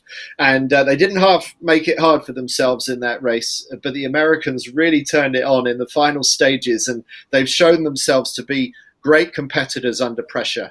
And actually, to be Let's see if Scott here can zoom in on our overall winners. Lutz and Boyka, that center of screen, Germany 29. We didn't see them that much in this race as they ended up sailing their drop for the series, but we can see them celebrating, giving themselves hugs on their boat. Just as we pan over top, congratulations from their coach, no doubt. I think that's going to be Ian Barker in there, or maybe it's the telecommunications crew. But overall victory here for Lutz and Boyka, and securing their Olympic position. Thrilled for these two veterans of the 49er FX fleet as they take their Kieler victory and their Olympic selection. And it looks like they're going to sit down for an interview. We'll have to see if they're going to answer it in German or English. I suspect it's going to be German for the local audience. But very well sailed, Andy, and I'm sure we've got to be impressed with a team that can sail all top tens into the final race and take the victory. Yeah, so consistent, and then it was a pity that we didn't see the best of them in that final race, but they have sailed an amazing series, and they've shown themselves to be real medal contenders for Tokyo 2021 next year. And Ben, we're seeing so many people come to the fore. A couple of years ago, we might have said that the Brazilians were the obvious candidates to repeat on their gold medal success from Rio 2016. But there are so many serious candidates now for the medals in the 49er FX. It's an incredibly open fleet right now, don't you think? It is. It's a very exciting time in the 49er FX racing. Lots of teams getting the skills to keep the boat under control and figure out the tuning. There's more teams than ever who can contend for the lead, and that's an exciting time here with Tokyo on the horizon. You'd have to think at least 10 boats are going to head into the regatta, hoping for a win and a gold medal. We see the Italians haven't even qualified for the Olympics yet, and we can see them come 7th in a Kieler. Of course, they're a young team, not maybe quite in contention for an overall gold, let's say, but they've got 9 months still till to Tokyo, so or maybe more, 11 months still till Tokyo. So, and with a trajectory like that, who knows? Very exciting time here, and good win for Lutz and Boyka. It's always nice to see the moments that matter unfold on our TV screens, and congratulations to them. Also, Roble and Shea, showing they've got medal under pressure to come through, and they'll have to figure out what happened with their boat speed today. A little surprising that in pretty normal conditions they weren't really at the elite level of boat speeds, but something they'll go and work out with their coaching in the next little while. Very exciting stuff, and we're not done for the day. This is 49er FX is the first racing of the day. We're going to head into the 49er regatta next, and I'm not sure exactly what our schedule is. Andy, can you update the folks? Well, I think we're about 10 minutes away, potentially, from the start of the 49er racing. So we're going to have 2 Gold Fleet 49er races, same format as we've just seen for the 49er FX. I don't know if we have a chance of showing you a leaderboard. We will see if we can bring you a leaderboard from the end of the 49er FX fleet, because the numbers on that board are quite impressive when you look at how close the battle was for silver and bronze. And they're still on. So they're still on their German interview on the German feed. So we can't do that. I think maybe we will just read out the numbers to you. So Lutz and Boyka on 50 points. They win the gold medal by 6 points from Roble and Shea from America. So Roble and Shea at the last gasp, that 10th place across the line, put them on 56 points. Dobson and Tidy from Great Britain, 8th in that race, put them on 59 points. Also on 59 points were Nielsen and Olsen, winners of that race. Also on 59 points, Beckering and Doets from the Netherlands in 3rd place. So there were 3 boats that finished on equal points, but it went the way of Dobson and Tidy by the fact that they had more race wins throughout the regatta than the Danish or the Dutch. But the Danish really came on strong towards the end of the regatta. Germani and Bertuzzi, the Italians, started the regatta really well, faded a bit in the middle, and then came back really strong at the end. And in many respects, they have been the biggest surprise to me this week, Ben. Yeah, 6th place overall at a very packed Kiel week is a fantastic result for the young for the young Italians. And, we saw them a little bit ropey in the boat handling when it got right to the extreme ends of things. Even that bearaway we saw at the top mark in this race wasn't as slick as we saw from the Danish. But in terms of the skills that are very reproducible, like boat speed, starting, tactics, they had all those 3 things nailed, and the boat handling at the top end of the wind speeds will come, no doubt. So a lot to be optimistic about Germani and Bertuzzi. Also, Dobson and Tidy. We didn't see them feature in this race, but they managed to pull through from, I think, the teens into 8th place. So they've got to be thrilled to come away with this with a medal when it was so close. 3 teams all tied for the bronze medal spot is a testament to how close it was. Nielsen and Olsen, the team that pulls it out in the last minute there, shame for them to fall back into 4th. And likewise, Beckering and Deutsch, who also had a good race, falling back into 5th, all tied with the 3rd place, Dobson and Tidy. But very exciting racing. And it's all practice, I suppose, for teams that are on their way to Tokyo. Well, we've got 10 minutes until the start of the first 49er men's race, so we're going to take a quick break and we will be back to you in about 5 minutes' time. So we'll just round off this section with big congratulations to Tina Lutz and Susan Boyka winning the gold medal in the 49er FX on home waters and booking their ticket to Tokyo 2021. We'll be back to you with all the 49er action in 5 minutes from now.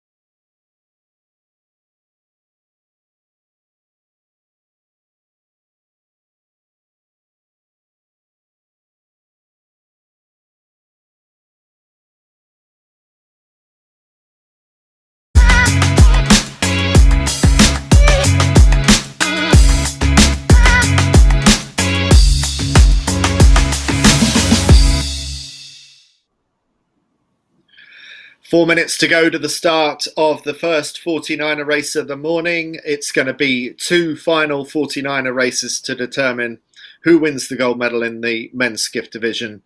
Good morning. My name's Andy Rice. I'm talking to you from Winchester in the UK. And Ben Ramoka, what time of day is it in Vancouver, Canada? 2 a.m. now, Andy. So middle of the night here, but the action is hot in the water in Kiel. Perfect conditions for some skiff sailing as a number of the top teams in the world battle here for the 2020 Kieler Woche title. We're going to have basically perfect conditions offshore, so a few shifts, puffy, and getting up towards the limit, we think, of the wind speed capabilities of these boats. So it should be very exciting action on the water. So we've got about 3 minutes to the start of this race, and if we can bring you a leaderboard, then we will show you the standings as we go into this final race, because it's very exciting. So we see Jonas Warra and Jakob Jensen with just a points lead, the Danes ahead of the Dutch, Lambria and Van Voot. So a little bit of a battle up there, but not far behind are the French, Ruel and Amoros, just 6 points behind second place. And then Botín and Mara from Spain, one of the well-established teams looking to get on the podium here. Highland Plussel, a couple of race wins yesterday, but also a 13th and 16th. So rather inconsistent from the Rio 2016 bronze medalists, but not surprising because they haven't put in a lot of time in the boat lately. But the great thing for us, Ben, is that we've got a lot of people in the mix. Šime Fantella and Mihavil Fantella, the brothers from Croatia, winners of the 49er World Championship a couple of years ago in sixth place, just a few points back from Highland Plussel, and plenty of others for us to watch. Fischer and Graf from Germany, Bildstein and Hussel from Austria. A lot of quality in this fleet. There sure is a lot of quality in this fleet, and we're going to see a lot of the teams heading to Tokyo, all at the front of this fleet, and a few of the teams still vying for the spots. I think the two Polish teams haven't been selected yet. They're back in 10th or 11th or 12th or something like that. So we're going to see an awful lot of good teams here. We got 1:30 to go to the start. It's going to be a 2-lap race, windward, leeward, twice around, and then straight through the finish. And 1 minute to go. You'll see coming up here when that checkered yellow, red and white flag goes down. That's the U flag.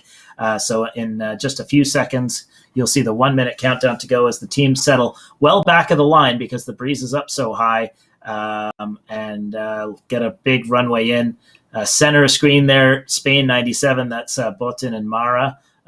Germany 22, Meggendorfer, Spranger. So they're all teams in the top 10, sort of in the hole, deep in the hole, getting a runway up to that line as the teams make their final approaches with 50 seconds to go. Starting technique's a little different in the breeze. Everyone's got plenty of power, so they can do what they want. They don't have to fight quite for the inches. It's much more about getting up to speed and the timing as they hit the line. And you start to see the teams creep forward. They all want to make sure they have a clear runway at the line without getting too close too early. So that's what we're seeing in the build up to this start. 20 seconds to go. Really liking where Botín and Mara are sitting. Let's see if they can pull the trigger early enough. Sometimes when you're that deep, you don't realize how far it is to go to the line. But no doubt they'll have a good transit and have it all figured out. 10 seconds to go. Well, you talk about the Spanish. They really need to start moving forwards. They were leaving themselves quite a lot to do. But let's see how it is at start time. Busy at the windward end, so there was a Danish boat that was quite poked out. The Croatians, the 2017 world champions, also quite poked out. So busy at the starboard end. Good port tack start underneath the fleet for Germany, 600, and a really nice start for Italy, 88. That's Uberto Crivelli Visconti and Leonardo Criste representing Italy and winning the pin on this side. Highland Plussel going out the far side on port tack, already going out to the right-hand side of the course. Yeah, I think the Belgians, Lefebvre and Pelsmaker, are the leading boat in that front bunch. We also see Dixon and Wadila from Ireland having a good start. And I'm pretty sure Botín and Mara, yeah, there they are. They're just poking through on the leaderboard. They also did have a good start. So a number of teams really firing up the line. These are our overall leaders, Warrer and Jonas Warrer and Precht Jensen. So they're in clear air, just trying to find out exactly where they are in the fleet. They are one of the teams that started right at the boat, so they didn't work as up to speed as everyone else, but they do have a clear lane. And you can also see poking through the picture the Croatians on the front row.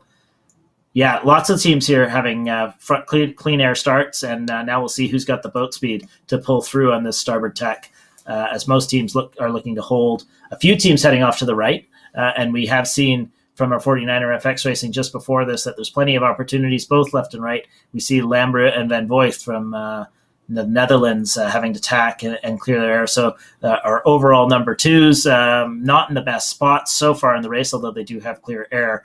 And if they can put the shifts together, no doubt they can get back into it. But a bit of a tough spot there for the Dutch. Great okay, stuff, here's the front of the Dixon. place. Dixon and Wadilove, they're the top Irish team right now, and they've been the top Irish team for a couple of the races, regattas this year. So could be unseating Seaton as the top Irish team. We'll have to see. That's a team that hasn't selected yet for Tokyo. I don't think they've qualified for Tokyo yet either. And here's the Italians who came off the pin, working as hard as they can to get every inch. Carrying with them as they're in a real tough spot here. Look how hard they're working, Andy. Absolutely. I mean, they are putting heart and soul into it. Now they've got an opportunity with the boat on their shoulder to be able to attack if they want to, but will they carry on?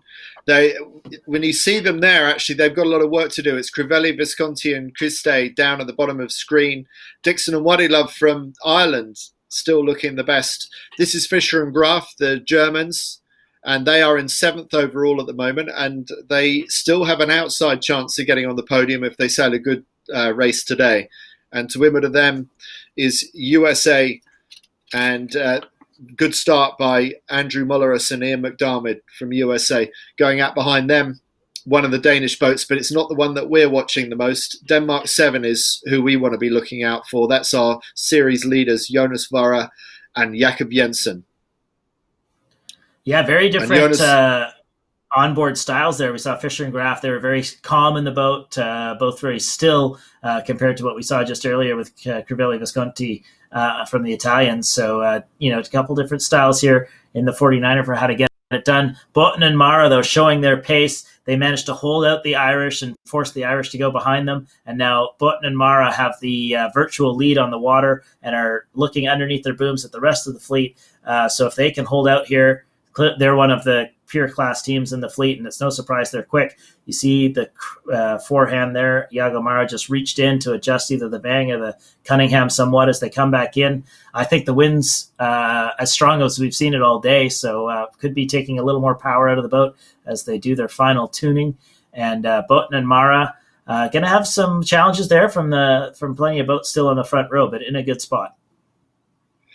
Yeah, so now the question is, will the breeze hold for them on the left-hand side, or will someone from the right find something better on the right-hand side to start challenging the Spanish? But the Danish 49er FX team coming in from the left-hand side always looked strong in the previous race that we saw 20, 30 minutes ago. And at the moment, things just getting better for Botten and Mara on the left-hand side. Yeah, we see some of the action now just in the middle of the course as this 49er fleet is very tightly packed. Lots of starboard tackers. We see that Danish team coming in on starboard. Let's see who can get across them. Germany 22, that's Megendorf or Spranger. Let's see where they are. They look to be on the far side of the course, along with Fischer and Graf, Germany 13, and Heil and Plosel, Germany 2. So the Germans favoring the far side of the course. I wonder if that's something that they know from all their training here locally, or if they've all just got forced that way and it's coincidentally. But we've been watching this race course for 4 days in a row, and we've seen plenty of action from both sides of the course, right and left at the top of the race courses. So let's see if something from the far side comes in well for the German squad who are all on that side of the course.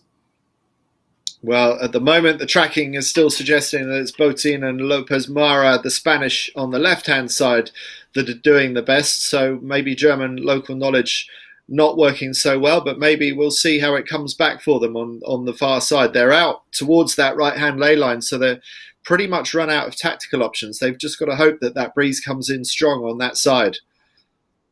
just to draw your attention to Lambro and Van Voigt, the Dutch team, they're in a real tough spot here. They're going to go behind that right pack, and we think the left side's coming in. So it's kind of the same spot we saw Lutz and Boyka take in the last race where they finished almost dead last. So that would be a real blow to their chances at winning this regatta if they have a bad race this one. Back on board with Fischer and Graf, as they are, I think, the far right German team are doing the best of that pack of Germans we saw on the right side. Just the so they're behind their countryman Heil and Plössl, and a little bit deep, it has to be said. So let's see how the cross comes across. Looks like the left teams are going to hold. We see Farisi and Tonghi, an Italian team, just on the hip of Botten and Mara. But Botten and Mara have emerged from the start line. We saw them in a nice spot at the start, deep in the hole, and they've emerged from that pack of boats and now seem to have got the best of this breeze, as we just see Yagomara ease the controls this time and a little bit lighter than it has been. So making sure there's plenty of power in that sail as they do the last 10% of this beat. They've got a few more boat lengths to go, and then they'll be tacking on ley line and heading into that windward mark. So fortunately for us, this breeze doesn't seem to be picking up maybe as quickly as was expected. It's really meant to kick in later on this afternoon at Kiel. But at the moment, this is very manageable conditions for the 49er. And Botin and Lopez Mara showing a small boat speed advantage on some of the other boats around them, including the Irish. But Ferraresi and Togni from Italy challenging for the lead with the Spanish, and it's a matter of who executes the best tack here. Will Italy 147 get away with that tack? It looks like they might have done so. Maybe Ferraresi and Togni might get around ahead of Spain. It's going to be very close between these two. Yeah, it's just gotten a little bit lighter at the top of the course here. I'm not sure if the Spanish are going to have enough runway to get over top of the Italians, Ferraresi and Togni. Looks like Ferraresi and Togni should have the ley line just about right and be able to hold the lead. They're both being headed, I suppose, right at the end here. Both's going to struggle. I wonder if they've got two more tacks to do. Yeah, Ferraresi and Togni can't make the windward mark. Botten and Mara also have to do two more tacks. So they're eating up a bit of their lead. They're still going to be the first two boats in around the windward mark, but it'll be very close behind them as the rest of the boats charge in. And a couple teams from the far left side, like we just see the overall leaders, Warrer and Precht Jensen coming in from the left, and that's Germany 911, Stingel and Schiel take advantage of that top left shift. I wonder what we'll see in terms of the next pressure. Straight sets so far from the leaders, Botten and Mara. Dixon and Wadilov coming in here in fifth place. And we're on board with Fischer and Graf. And still a lot of work for Fischer and Graf to do. That's the series leaders, the yellow jersey wearers from Denmark, just getting the Jenica up and running. Jakob Jensen joining Jonas Vara back on the trapeze, and now the Danes are getting up to full speed, and it's a pretty solid race for them so far. They're in the top 10, and that's all they need to be right now, because the closest contenders to them, the Dutch, are back in the early teens, and Ruel and Amoros just a place or two behind the Danes. So the Danes just eking out a small points lead on their closest competitors right now. Yeah, with two Gold Fleet races here, there's an awful lot of points that can change hands on this final day. We can see the boats pretty lit up here on the downwind, dealing with a little bit of motorboat wake. And the camera team here focusing in a little bit on the German battle there, as the Germans are in the second half of this fleet. But we've got Botten and Mara in the lead. Very comfortable lead for them now. They've really extended as they set from the challenge of Farisi and Togni, but let's see if Farisi and Togni are just up to speed first, and if Botten and Mara can hold them off on this downwind. Well, based on form, they should do. Ferraresi and Togni are not typical front runners in the 49er fleet, not by comparison with the Spanish that are always tending to challenge for podium positions. But the Italians look like they're every bit as quick as the Spanish as we look at them there. So the Italians certainly not letting the Spanish get away with it easily.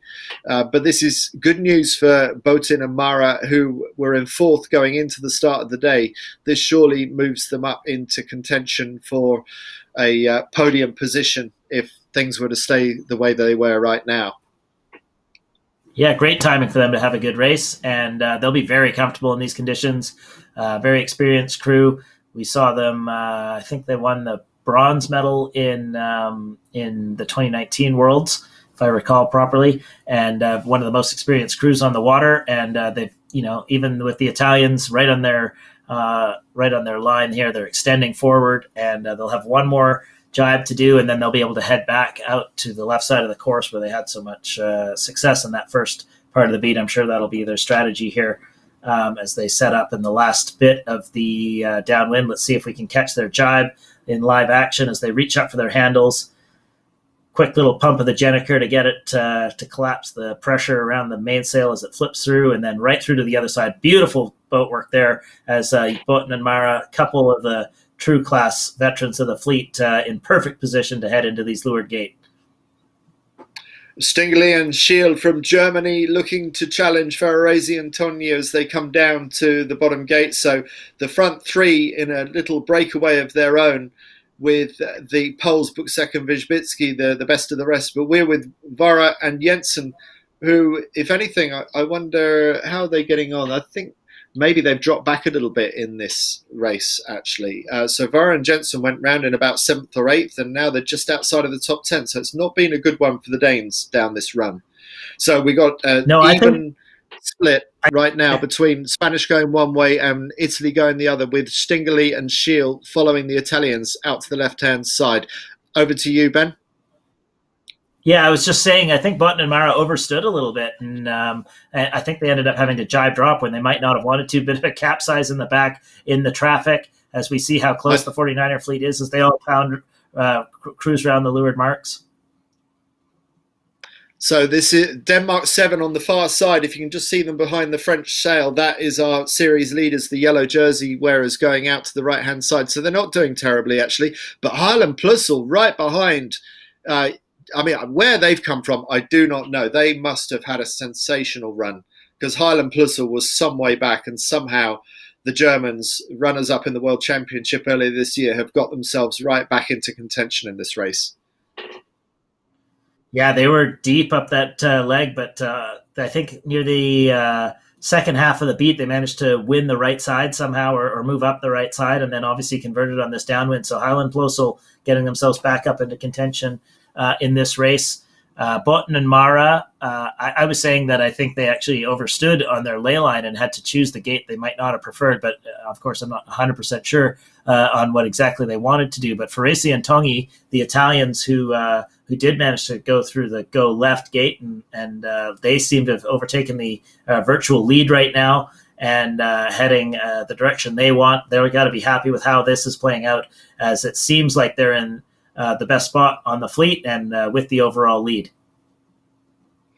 Yeah, so as you said, maybe the Spanish not able to go the direction that they wanted to, because certainly it looks better for the Italians right now. Surely the Italians are going to want to attack, but maybe they're just not getting the angle to do so. They look really exposed on the left-hand side of the racecourse now.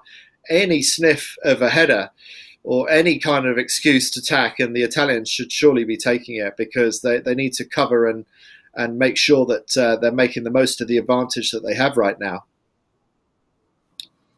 Yeah, I mean, they're not looking, they looked over their shoulder a second ago. They're not looking too uncomfortable with where they are, although the boats behind them have already tacked over. So like you say, Andy, maybe they're just waiting for that shift to come. And actually, we see them just down on the tracker right now.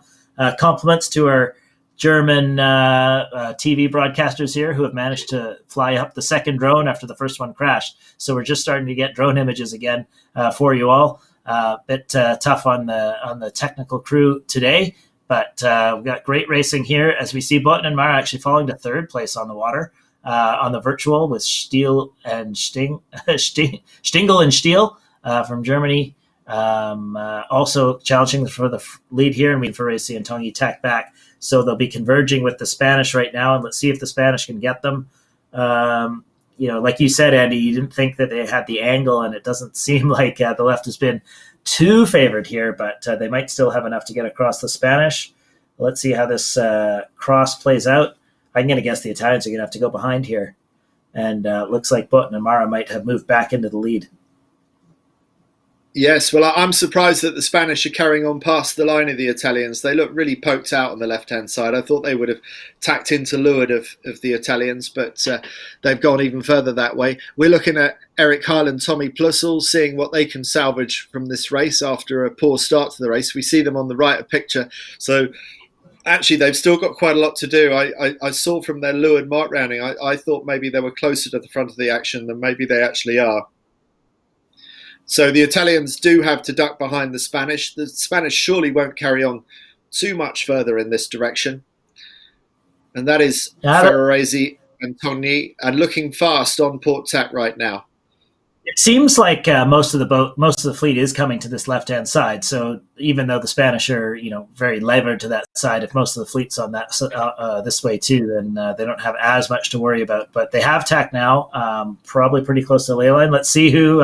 Okay, so it's Stingel and Schiel taking a bit of the right-hand angle and taking the virtual lead. So it looks like Button and Mara might have lost out there, as like you said, they did get a bit exposed to the left side.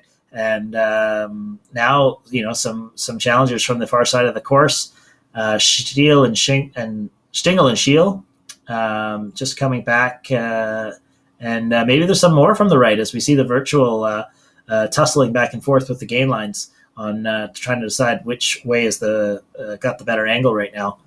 Looks to me like maybe the right's going to have an even bit more to say on this race course. We see Buczek and Wisbicki from Poland tack on what we assume is a right side shift. And the Fantella brothers from Croatia also on the far right-hand side as well. The 470 gold medalists from Rio 2016 out on the far side. We're looking at Germany 9-11. That's Stingeli and Schiel, the leading Germans in this race. Not who we would expect to be the leading Germans, but sailing a fantastic race right now and vying for the lead, just vying with the Spanish for the lead, along with Ferrarese and Togni from Italy. A three-way battle that Buczek and Wisbicki from Poland are also trying to insert themselves into. So it's a matter of how the breeze swings. The Ferrarese and Togni team want the breeze to go right. Stingeli and Schiel want it to go left. And Botun and Mara are hedging their bets in the middle. And Botun and Mara tactically look to be in a pretty strong place. Will they be able to get across the top of the Italians who have now tacked on to starboard? But it was Stingeli and Schiel who... Right now. They just got headed. So Ferrarese and Togni are going to be even closer to Button and Mara than they were a few seconds ago. Of course, not a lot of room for Button and Mara to tack back as the wind's, it's not that shifty, but they're not in the best bit of breeze here right now, and they do tack back. So Button and Mara headed at just the moment they didn't want to be and have to take another dig to the left-hand side, didn't want to duck the Italians. And now everyone's headed to this left corner, hoping that another left shift comes in before they have to go back, which won't be too long. But Stingeli and Schiel, they gained from the left at the top left in the previous beat. They've tacked over more to the left. So either they felt that the header was too big to stay on, or they want to dig in even more to the left-hand side. But Germany potentially has the opportunity to lead. Italians tack right on top of the Spanish. So it's just getting worse for Botun and Mara, because the Italians, Ferrarese being a match racer, not frightened of tacking on the face of the Spanish team. And that's all playing into the hands of... What a tough spot for Button and Mara. They get slam dunked on right there. Buczek and Wisbicki, they've got clear air underneath, and Ferrarese and Togni extend forward. And of course, Button and Mara can't really pinch and slow down too much because they'll get rolled by the German team, who's just right a picture right now, the leaders. So really tough spot here for Button and Mara, who I think made an error on the end of that run where they were leading and went to the wrong gate, overstood slightly, and now are facing the consequences. They've been out of sequence all beat and not able to stay in phase with the rest of the fleet here and rely on their boat speed. They've got bounced around a bunch of times and have dropped back. They're pinching up now and found a bit of left. So maybe they'll have the last laugh in the end. They seem to somehow find a way more often than not. Well, let's see. It's going to be very close between Italy, Germany, and Spain at this top mark. Looks like the Spanish somehow have managed to get ahead of Ferrarese and Toni. That was an incredible comeback from the Spanish. But Stingley and Still, for the second time in this race, charge in from the port hand ley line. And this time it's enough to give the Germans a narrow lead over the Spanish. And then the Italians with Buksak and Wisbicki from Poland chasing in fourth place. And there's going to be a tight battle all the way to the bottom of this race course to see who can come away with this race. The most experienced and the ones who you'd fancy the most are the Spanish, but Stingley and Schiel it is who lead right now. And it's the yellow jersey wearers from Denmark. Yeah, on board with War. Sorry, as they hoist back there. So they're having a decent race. That's a top 7 or so. As Warren and Pruck Jensen get into the straps and head downwind. Most teams straight setting. We did see yet another puff from the top left right at the end of that beat. And Botten and Mara, that's a move that very few teams have to be able to pinch up from someone slam dunking on them for Racing and Tongi and then capitalize on a shift to pass them back in such a short period of time. That's some magic right there. That's how that's how good this team is they are able to pull magic out of the hat, and that's what it takes sometimes to get on a 49er podium. So Botten and Mara chasing down the younger German team here, and let's see if they can somehow snatch victory back after leading the first lap. Yes, well, a bit of daylight now between Spain and Italy, who we can't see in pictures. So now Spain are on the attack, and it's all about trying to win back the race lead that they held this time a lap earlier. Will Stingley and Schiel... They're in a position here where they can simultaneous jibe on the younger team whenever they decide to go. There's the go. Let's see the simultaneous jibes, and let's see if the Spanish can rely on their experience handling. They'll be in a slightly higher lane here, slightly better jibe, and the Germans will now be under a lot of pressure for the last half of this downwind, or it might go even quicker as Botten and Mara go for the pass and take over the race lead. Well, you thought your way into their heads absolutely perfectly. As you predicted, Ben, that's exactly what the Spanish managed to do. A slightly better executed jibe. They got that Black Jenica through a little bit quicker than the German Black Jenica, and it looks like it's game to boat him. But is it game, set and match in this race quite yet? Will the Italians from the far side even have something to say about this?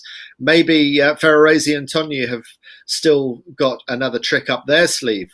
So still a close three-way battle between Spain, Germany and Italy on the charge down towards what this is the penultimate race of the 49ers at Kieler Woche 2020. And the breeze is really up now. The boats are leaping off the waves, and this is 49ers going at full chat, close on 20 knots of boat speed downwind.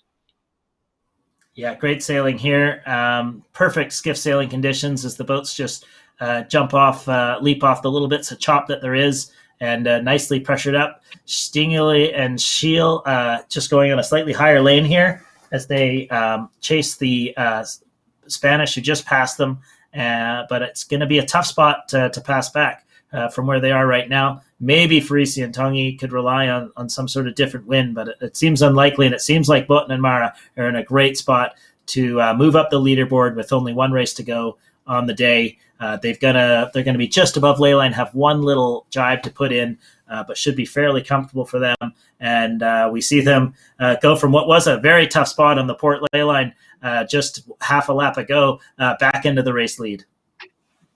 Yeah, so they made life hard for themselves on that previous beat, but the Spanish redeeming themselves right now, almost managing to get through the line in one go, but it's one last jibe for Spain as they are about to cross the finish, and a very useful race win for Botin and Mara. Stingley and Schiel, will they be able to hold second place, or were the Italians? It looks like Germany got it by less than a boat length from Italy. And meanwhile, Buksak and Wisbicki holding on to fourth place ahead of Denmark's Nyborg and Wright, and the Fantella brothers from Croatia looking for a final jibe. Jakob Pruck Jensen looks like they overstood on the ley line, and they were lying in fifth down the run about a minute ago, but it looks like Warrett and Jensen made an unforced error right at the end, misjudged the ley line and fell back a couple of places. But even so, it will still be moving further forwards ahead on the leaderboard for the Danes, Woche and Jensen, the yellow jersey wearers, because their closest competitors, the Dutch, have yet to finish and are some way back in this race. So the Dutch have really taken a tumble. It's the French that will most likely move into second overall after this race. The rule on Amaros is that, Mandy. Okay, so the French able to capitalize on what seems like the Dutch having their worst race of the series. Bad timing for them. We see Heil and Plössl, doing okay. Bildstein and Husel sort of mid-pack, but they won't be super happy with those results at this critical moment in the regatta. Crisvelli Visconti. Wow, so Crisvelli Visconti, we saw how well they were doing. They won the boat end of the line, but didn't fell backwards from there, so they'll be unhappy with that. Megendorfer Spranger, these are some of the teams we saw on the far right side of the course in that first beat, and it really didn't work out. Dixon Wadila from Ireland just doing one last jibe in here. De La Plata and Le Chenin from Switzerland, and Solskjaer, Iversen, and Nielsen. So very tight racing all the way through to the back reach of this of the fleet. Here's a replay of that simultaneous jibe that we saw Botten and Mara jump on the German team here. Watch them. One pump of the jibe there for Jago Mara in the back and through to both of them onto the new wing. Spinnaker full just a little bit earlier. And you can see how much they accelerate just a little more quickly than the Germans. And in an instant, they were past them.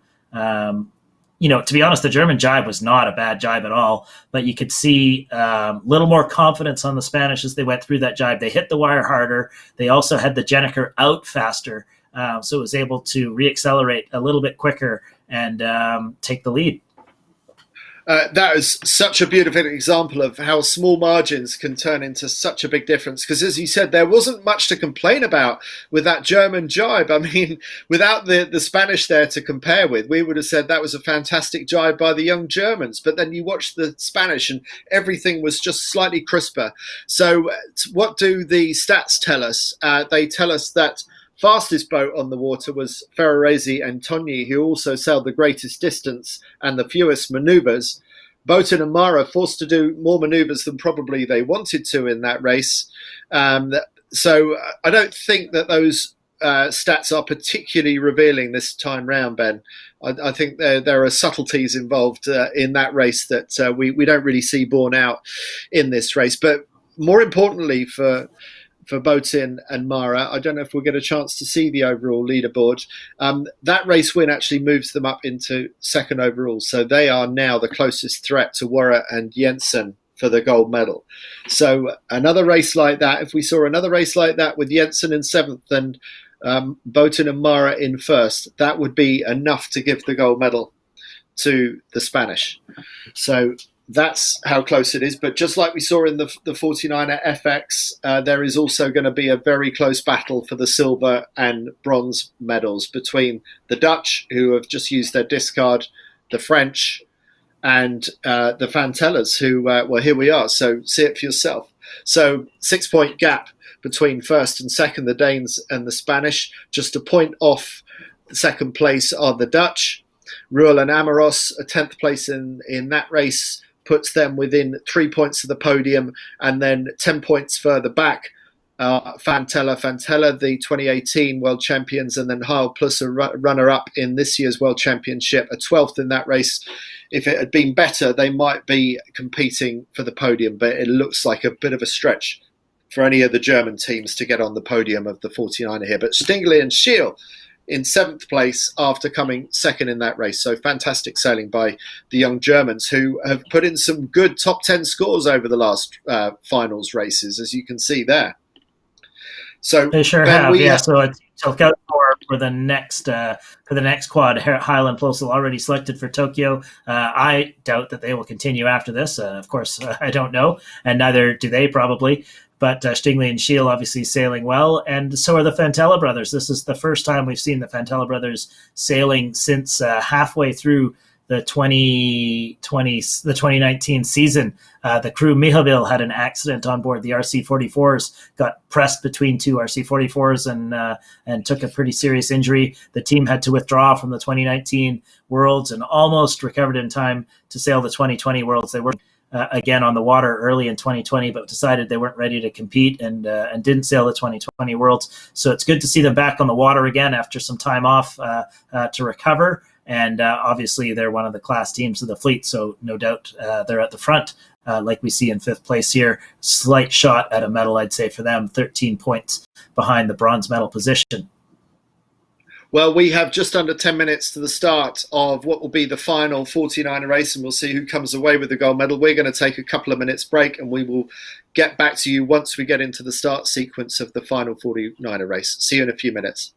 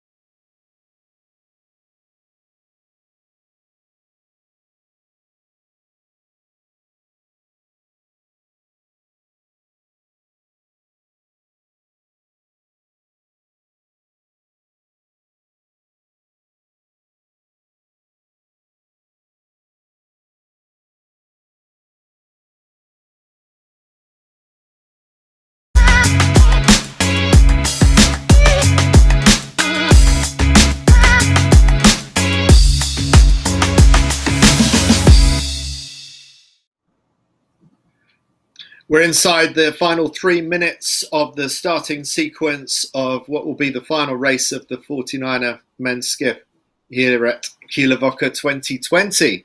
So the question, Ben Ramoka, is will anyone be able to overtake Jonas Vara and Jakob Jensen from Denmark? I think on this race course there's every possibility that could happen, because there's always plenty of, I'm going to use it one last time, snakes and ladders on this race course, isn't there? Well, I don't know if there's any snakes or ladders out there, but there's lots of wind shifts.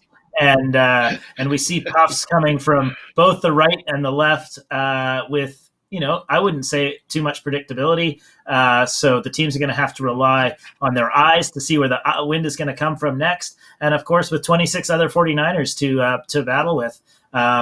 And that's never an easy feat. So, yeah, they've got a 6-point lead, but 6 points with 25 boats on the water is not so many that it can't be overcome. And we've also got, of course, multiple people that's chasing them. Not only are Botten and Mara 6 point back, but Lambrio and Van Voigt are 7 points back, and Ruel and Amaros are 10 points back. So it's going to take some good sailing from Warren and Jensen to see them through to the finish. And the chasing group will have something to say about that as well, I'm sure, as the teams are lining up here in the start sequence.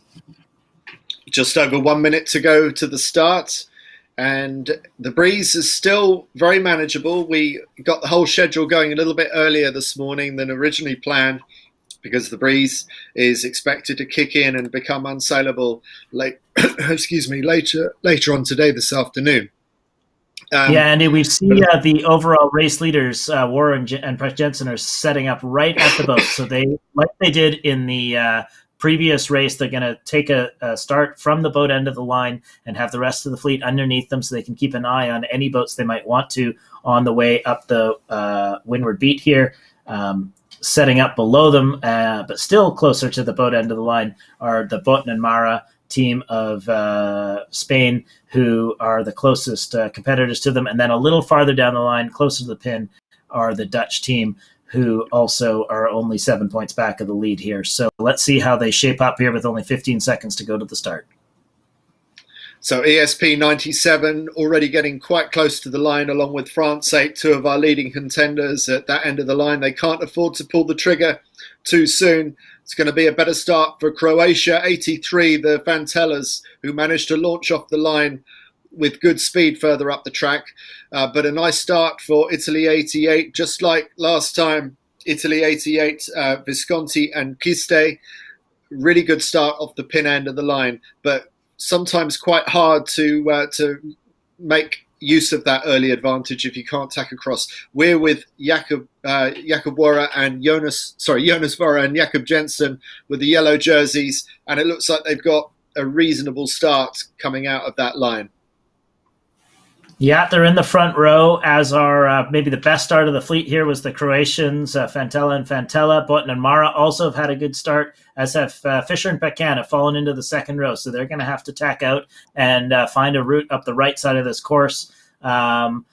Germany too, Eric Kyle and Thomas Plosel, they've found a lane in a little bit of a hole, but still holding. And then the Dutch, Lambrio and Van Voigt, have had to tack and cross out. So again, not a great start to the race for Lambrio and Van Voigt. They are going to be in tough to convert here, with the other top teams all getting good starts. So it could be Botten and Mara versus Warren and Prech Jensen. Warren Prech Jensen just getting squeezed out now above Botten and Mara, getting a little bit of pressure from the teams in the front row. So I'll be surprised if they can hold on too much longer. And Botten and Mara might be in a good spot here to take over. Yes, Botten and Mara just getting fantastic trigger pulls out of these starts. Two really solid starts we've seen by ESP 97. Just to the right of center picture here. Yeah, you can see Denmark 7 still holding in. They're just below the Austrians, and then just behind, couldn't make out who it was. I think that might have, anyways, on board here with Fischer and Graf, who are having a tack out and go find some clear air on the other side. That's them, Germany 13 in the middle of the picture. not a particularly good tack by Fisher and Graf there, and they've got a lot of work to do to get themselves back into the front row of this fleet right now. The French, France 8, left of our picture, sailing out to the right-hand side. We're back with Visconti and Kiste, who love the left-hand side of this track, partly because they love pin-end starting. Also another good start by the Irish, Dixon and Wadilov, really good starters, but don't seem to have the boat speed to be able to maintain that position throughout the race. They finished quite far down in the previous race, whereas Boatin and Mara, who were right next to them for the early stages, moved ahead and won that race. So Boatin and Mara have the boat speed to see their way through to another race win. Some of these other teams that are poked out at the moment, I think we will expect them to drop away as the race develops. Highland Plus are looking pretty good on the left. I'm not sure entirely what the story is with Fisher and Graf. Our producers focusing on them quite a lot, but right at the front of the fleet here, we got Jensen, Warren, Precht Jensen. They managed to navigate back onto the front row with clear air. So even though they were in a tough spot earlier here, they had enough speed to be able to hold their lane, and now they've pinched out into a position where they can keep Boatin and Mara right in their window. They're just below. Here's Wadilov and sorry, Dixon and Wadilov. Dixon and Wadilov are actually potentially in the lead right now, the way that the breeze is swinging, and they're looking fast on that side. But Eric Carl and Tommy Plussel actually looking a little bit faster and higher, and top of that mainsail turning inside out from time to time. Maybe the breeze is, or maybe it's just the sunlight on that top section. But Eric Carl and Tommy Plussel looking fast there. No, that's what I was about to say about Dixon and Wadilov, is their mainsail was inverting as well. So maybe the wind speed is up a little bit, and I wonder if we can get some fireworks on this downwind. But we're seeing Fisher and Graf on the virtual popping through on the far side. So maybe there's something from the far side of the course. But with the bulk of the fleet here on the left, see how you can really see the veterans moving into the front row. Highland, Plosel, Boatin and Mara, Precht Jensen, Lefebvre and Pelsmaker, they're all getting that boat speed in the high wind conditions, moving into the front row of this start. I mean, these teams have all held off the start and are now pulling out. They're going to presumably get to the ley line fairly soon here, as we'll see them tack over from starboard to port sooner than later. Hale and Plosel moving into the front row. And also leaving the Fantella brothers in their gas as well. So the Fantella's not going that fast, or else Highland Plussel going particularly fast. And in that brief shot that we had of Germany too, they did look really high and fast the way they were sailing the boat. So the Germans, the top Germans, seem to really have their bit between the teeth. Maybe they can somehow haul themselves back into contention for a medal right at the end. That's one of the German experts, Johann Koloff, whose brother, Paul Koloff, we were talking about a couple of days ago on the NACRA. There we have Germany 2, Eric Harl and Tommy Plussel, who have tacked over onto port tack. And with them, that was maybe the Irish. I'm not sure who we were seeing there. Yeah, Dixon and Wadilov. So that's Dixon and Wadilov in the foreground. And we focus here on Hyle and Plosel, who got the, I don't know, right before we cut to look at them having to both use their sails there. So they had to ease the jib to maintain control in that puff. So the puffs are coming in very strongly here. I think we're going to see some wild downwinds as we see Hyle and Plosel got a little bit of a header and tacked back, so really good spot for them to get a header and tack back. Boatin and Mara had to go underneath. They're in a great spot. Let's see. Warren Precht Jensen have fallen back just a little bit here. So if the right side does come in, Warren and Jensen might be in a little bit of pressure here, but they're still quite close to Boatin and Mara. They need a 7-point difference between those two to invert the overall leaderboard. But Boatin and Mara got to be really happy with their position right now. Highland Plosel, they came into this race I think in 6th place overall and have moved up into the 5th on the virtual leaderboard. So doing what they can as well. Dixon and Wadilov just reaching in here. The crew, Wadilov to put on a little more Cunningham and a little adjustment on the Vang here. As you can see how lit up the teams here, lit up they are as the wind has come in a bit stronger, strongest we've seen all day. And it's coming from the left as well, from what I can see. The way these boats are just, they look really comfortable, the Irish and the German boats. Okay, they're having to ease sails because of lifting gusts, but that's always a lovely feeling when you have to ease the sails. And suddenly the boats on the right-hand side don't look nearly so much of a threat. So Germany 13 behind the Irish mainsail was threatening for the lead just 3 minutes ago, and now Fisher and Graf look nowhere close to the top. So Dixon and Wadilov, they're the furthest left boat of the leading pack, and look how they've managed to lift out on Highland Plussel, because this new, stronger breeze seems like it's coming from the left-hand side, and that's left the boats on the right-hand side, like Fisher and Graf on the far right, absolutely stranded as things stand right now. It's been really localized, actually. Like Dixon and Wadilov got it even better than Highland Plussel, and Button and Mara haven't got it at all. So that's a very localized puff that is affecting Warren. Precht Jensen are now passing Button and Mara and the Fantala brothers. So actually, Eric Hall and Thomas Plussel have just fallen out of it and just had to head. So Dixon and Wadilov have come from the far left side here, totally lit up, got the best of the puff, and are going to take the lead into the windward mark, it would seem right now, if things hold. Just gotten lighter again now, so you can see them step forward on their wing, and just a bit shaky. You can see actually how much shakier Dixon Wadilov are than some of the other more established teams as they fight to adjust their sails in all these changing winds. Well, they might be getting quite nervous at the front of that fleet as well. They've just moved ahead of some world-class teams, like they're standing still. I mean, they're just so far ahead of Boatin and Mara now, and just in the right place at the right time. So it's going to be the Irish that go round this windward mark in first place. And it's also going to work nicely for the Fantala brothers, who are charging in from the port tack ley line as well. I think we'll see the Croatian boat come into view quite soon. But it's Germany too that go round in second place. Eric Kyle and Tommy Plussel pulling another performance out of the bag just when they needed to. There go the Fantala brothers round in third place ahead of Mara, Boatin and Mara, the Spanish, who didn't really do anything wrong, but they find themselves back in quite a distant fourth place compared with where the Irish are now. And it looks like another Croatian boat. Oh, no, that's the Dutch, Lambria and Van Voets. So they've rescued their beat here. They had to tack out and clear their air, but then they must have gone far left and moved all the way back up into, I think that's fifth in this race. So good timing for them to find the right shift, and they're actually ahead of Warren and Precht Jensen as they round these marks. So perfect timing for the Dutch to get a good shift in their favor.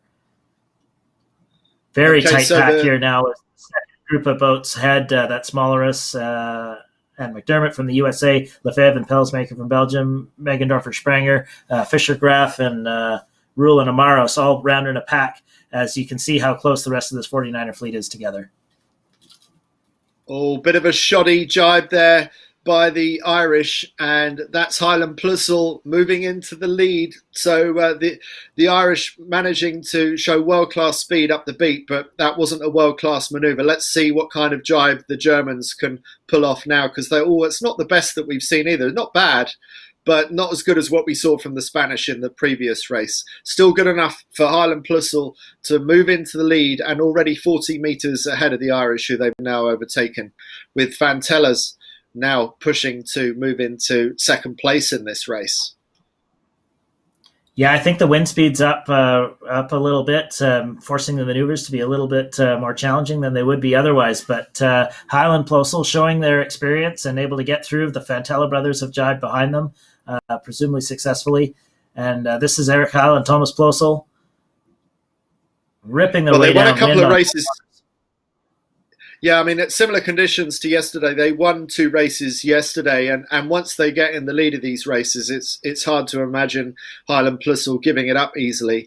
I mean, they continue to sail the boat at world-class level, really impressively, considering how little they practice. They've got other things in their lives. They've got studies in their lives, and yet they still seem to be able to hold the 49er. Dixon and Wadilov there really surged forward on a puff and took the virtual lead for a moment there, but now Thomas Highland and Highland Plussel have got the same puff and re-extended their lead, but it's really puffy and shifty out there, and we see how much the angle of that Irish boat goes back and forth as they go in and out of this puff that's propelling the boats downwind.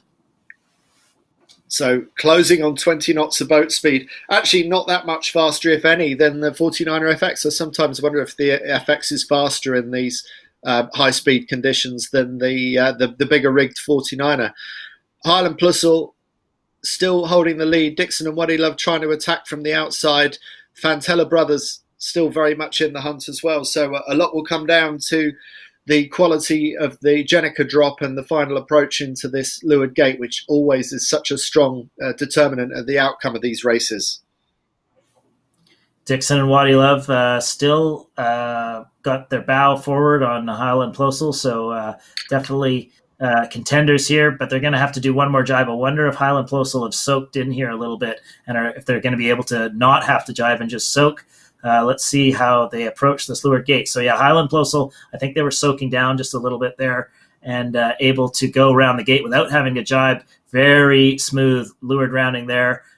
Just having to deal with a bit of a puff as they get their controls on, but extending, creating a bit of a lead. They'll get set up, take a look over their shoulders, and make sure they have a lane, and then probably tack over and cover. Although the Fantella brothers have headed to the same side, and there's Button and Mara. So fourth round for Button and Mara, and I'm interested to see how Warrer and Precht Jensen are doing down this run.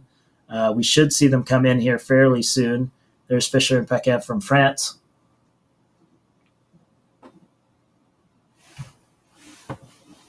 Yeah, you start to wonder, where are these Danish that are still leading, They're still wearing the yellow jerseys? They're overstood on the port hand side here, so we should see them come into screen fairly soon. And I wonder if they had to take the Jenica down early. I think they did. So they overstood, just like we saw at the finish line, actually. And now they've come in under two sails. So giving up a few meters and a few places here, Warren and Precht Jensen, making it exciting for us as we head up this final beat. It's only a 3-point gap now overall between Button and Mara and Warren and Precht Jensen. So Button and Mara, if they can pull out some magic and make a couple passes, or if Warren and Precht Jensen fall backwards, we could see an overall lead switch here. But Warren and Precht Jensen are through the leeward gates safely, at least, and now tack over to clear their lane, to clear their wind for this final beat of the regatta. Highland Plussel look higher and faster on the right-hand side compared with the Irish on the far left.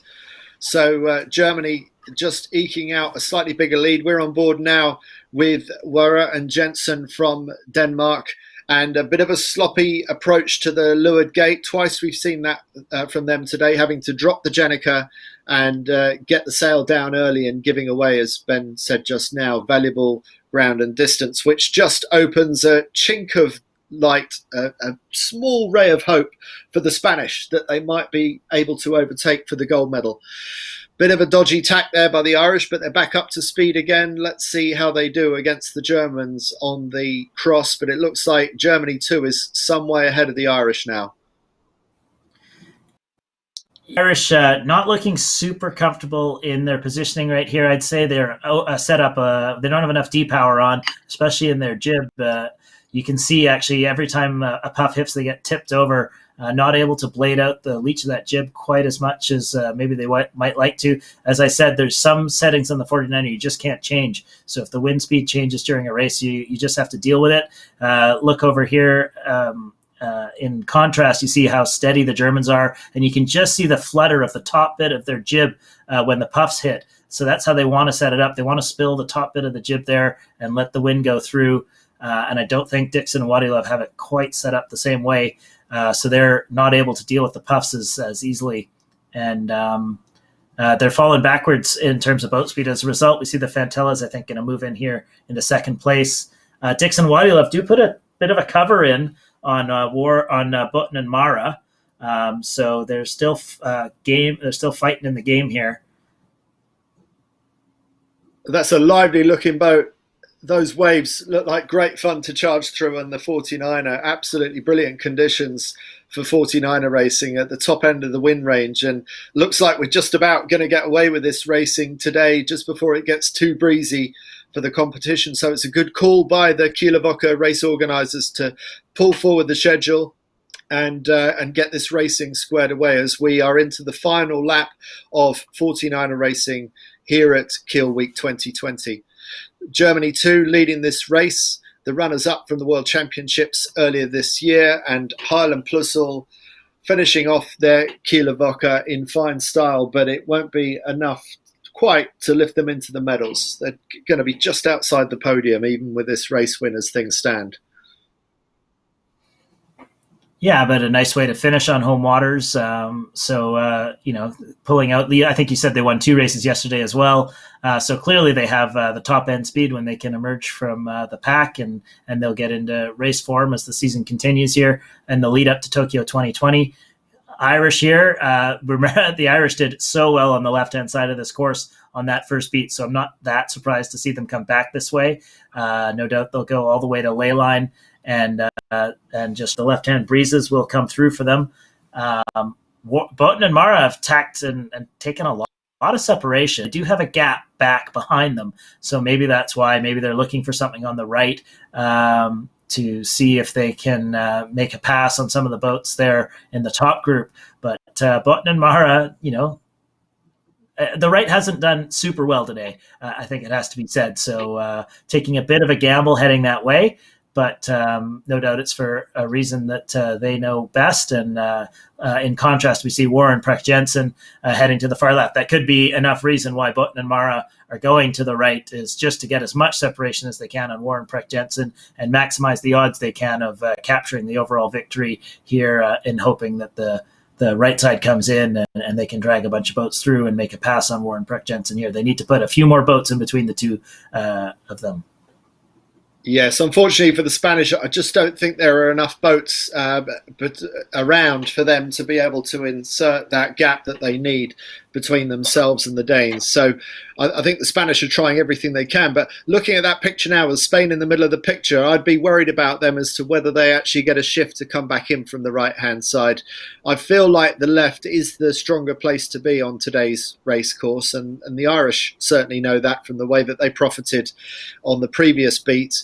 And Germany looking to defend the left-hand side more strongly than they did on the first beat. Dixon and Wadilove, they look like they are a little bit higher than Highland Plus. I actually think the boat speed of the Irish boat is pretty impressive.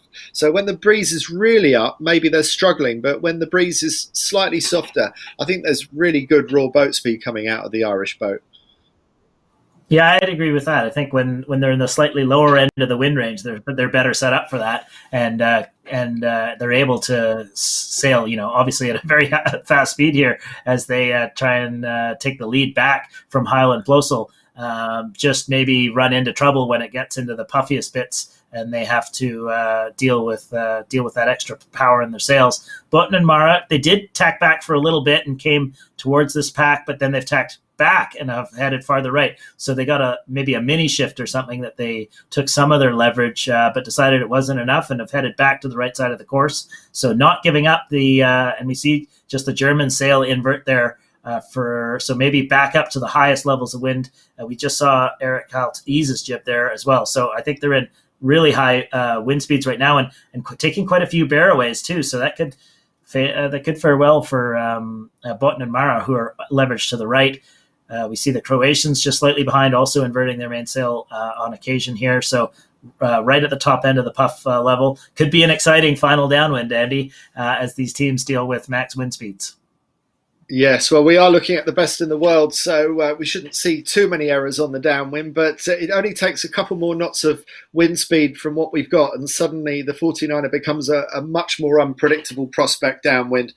Boten and Mara really heading on the right-hand side, and they tack on that header. Will that be enough to get them back across towards the top three? Actually, it doesn't look too bad for the Spanish right now, so maybe the Spanish have a sniff of getting back into the top three. We're back with Germany too, flying along, looking very comfortable even in these unpredictable breezes, crossing the Spanish quite comfortably, and Highland Plussel still looking good for going round the final windward mark of Kieler Woche 2020 in the lead on home waters. Yeah, Highland Plussel now coming up at Dixon and Wadilove. They're going to have starboard advantage here. I think they're probably just ahead, although they'll have an extra tack to do later in the beat. You can see, it is shiftier at the top here. You can see the angles of the boats changing quite a bit more than we saw at the bottom. And yes, the Button and Mara have managed to make a pass on Dixon and Waddy Love, and maybe they'll get a little bit of left at the top and duck in. We saw them pull some magic out of the top. Actually, it's a new windward mark. That black stripe indicates they put in a new windward mark, so they've had to adjust where the windward mark is due to wind shifts. Button and Mara coming back. It looks like Fantilla and Fantilla are going to be clear ahead of Button and Mara for second. And Spanish go for their tack underneath the Irish. Irish got a good bit of speed here, might be able to go over top. Let's see how this bear away is for both teams. Dixon and Waddy Love just dragging the bodies a little bit there. Button and Mara not able to bear away as right at the mark, but they are away now. Both crews head in to hoist the Jennikers. Iago Mara there in the Spanish boat gets it to the top and gets it full just a second ahead of the Irish, and that should be enough to get them away from the closest danger. Fisher and Pecan from France also made a perfect mark rounding right at the top, so they've gained some valuable meters in the chase for that third place in this race. And let's see, Warren Precht Jensen are there. They're still in eighth place right now in this race. A few boats in there, so Warren Precht Jensen have a bit of work to do, especially if Button and Mara can move up in this race. Well, Button and Mara, they are absolutely level pegging with the Danes for the overall gold medal at Kieler Woche. So much depends on the outcome of this final run.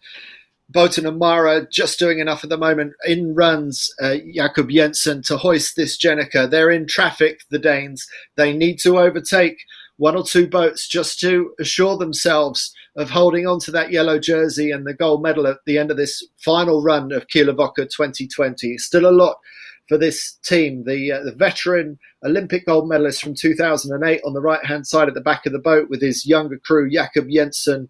And they can't afford to overstand ley lines at the finish. That's what we saw them do in the previous race. We saw them do this on the previous leg of this race. They're going to need to show better judgment at the bottom of this course if they're going to hold on to the gold medal. Yeah, we've seen them overstand twice already on only there's only 2 races of the day. So they'll be kicking themselves for those errors if it doesn't all work out. They currently have a 1-point overall lead over the Spanish here, who, it has to be said, are in tough to make any passes. They're a fair distance back from both Highland Postal and the Fantilla brothers, and holding off 2 boats themselves in Dixon Waddy Love and Fisher Pecan. So tough for them to make up any more ground than they already have. So it might fall to Warren Jensen to see if they can hold their position on this downwind. And it has to be said, so far they are without too pressing. They're in a clear lane on port. They haven't overstood Warren and Jensen, that is, so far in this downwind, as we stick with Button and Mara. So this is the front group. Fantilla actually challenging on the virtual with Highland Postal. So and now we can look back and we see how Warren Precht Jensen are in a pretty solid lane there. They've got Fisher and Graff and Lambrio and Van Voigt behind them, but not challenging them. So it does look pretty good here for Warren and Precht Jensen to be able to keep that 7th place in the race and therefore win the regatta. But they're tied on points right now with Button and Mara. So very close. So Button and Mara, they have to hold on to this 3rd place. They've got France attacking them from the left, Ireland attacking from the right.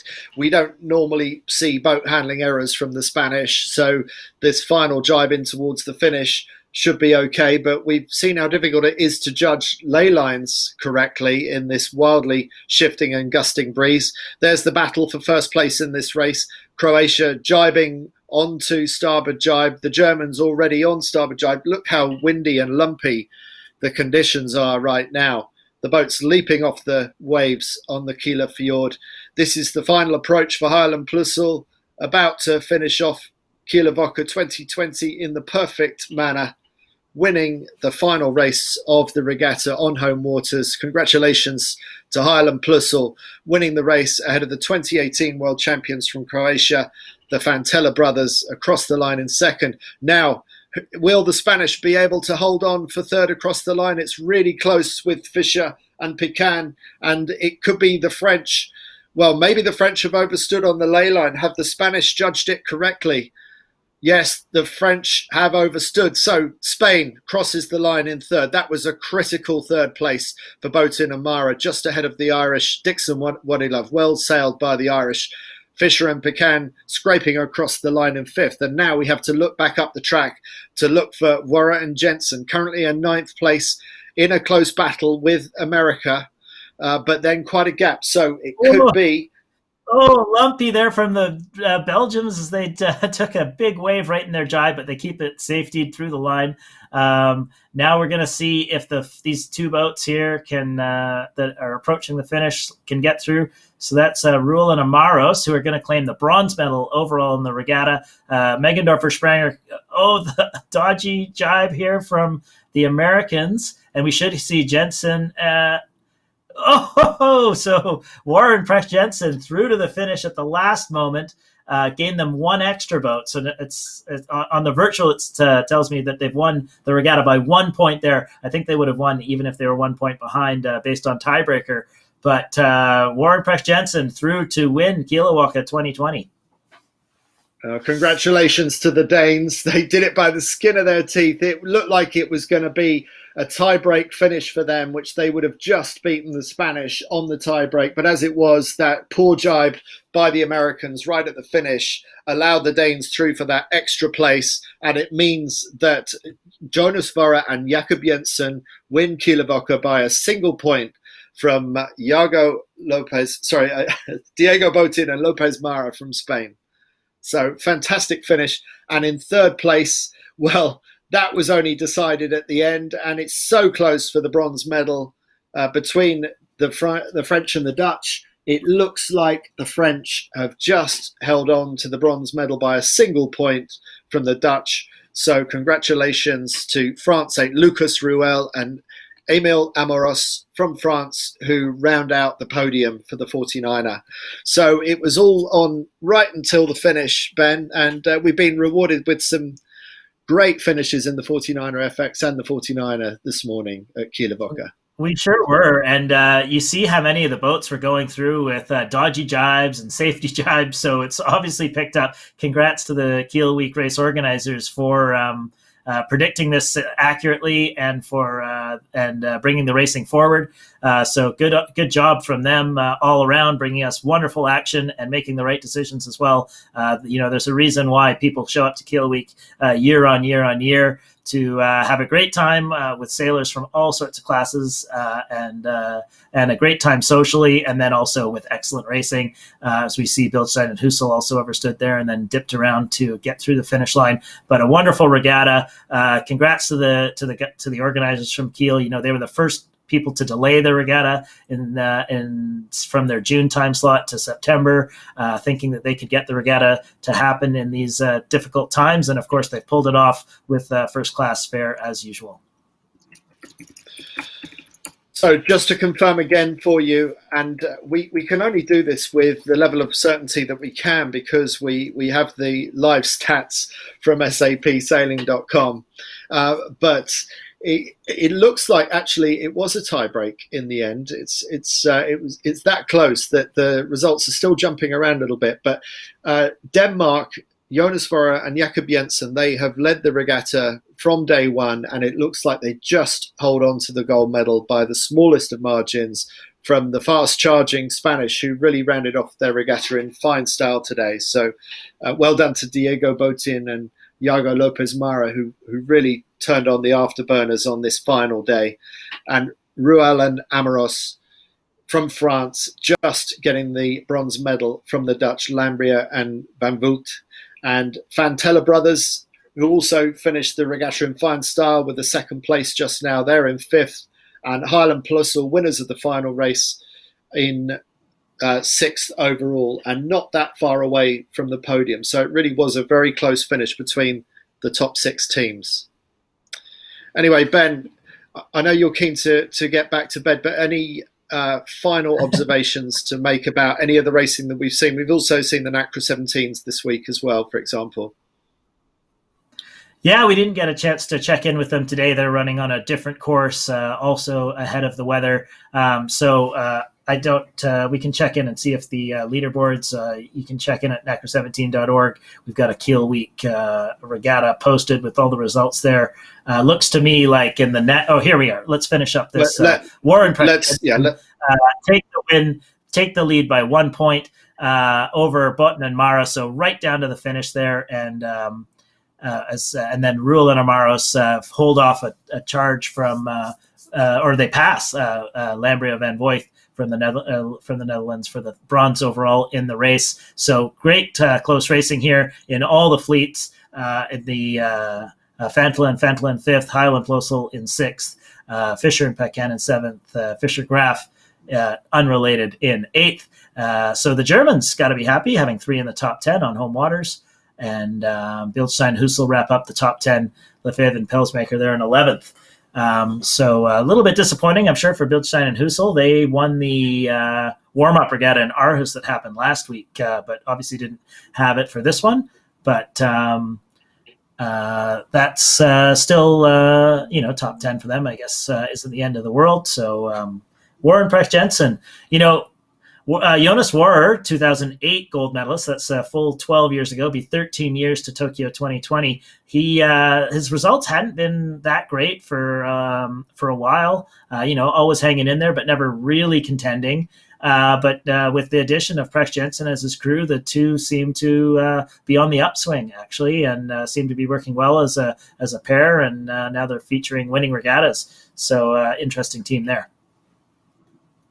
Yeah, so in his early 40s and still showing the young guns the way around the track, Jonas Vara. Well, Ben, it's still not light outside in Vancouver. I know you want to get back to bed. And us in Europe, we've still got pretty much a whole day ahead of us. Good races today. Sounds like we might be able to get an interview. Just hang on a moment. We just got the American boat on the line, so I guess that was deciding moment, but we didn't know, and it was only 1 point, but even if you were equal, you would have been better because you won more. Okay. So it wasn't that close, but still, you have to be lucky on a big regatta like that, right? Yeah, I mean we've been really consistent during the whole series. Haven't had the best races the last 2 days, but still being consistent, and I guess 1 point is enough. That's fair enough. That's good enough. And it's only, the thing is, you come from Aarhus. I mean, you could sail home, but this is home to you, right? There's no big difference, is it? I think it's quite similar to the conditions we have in Aarhus. So we like sailing in Kiel. Yeah. So you won 2 years ago, now you won again. Now you're going to Tokyo. How does that feel? That's very nice. I mean, this is the first big regatta we've had for a very long time because of the corona, so very happy to close it out with a win here. And it gives us a good feeling going to Tokyo. It's not easy playing reporter, right? Do you have family back home that watch our program and that cheer you up and send you messages? Oh, yes. Yeah, definitely. You're Danish heroes, right? Sometimes.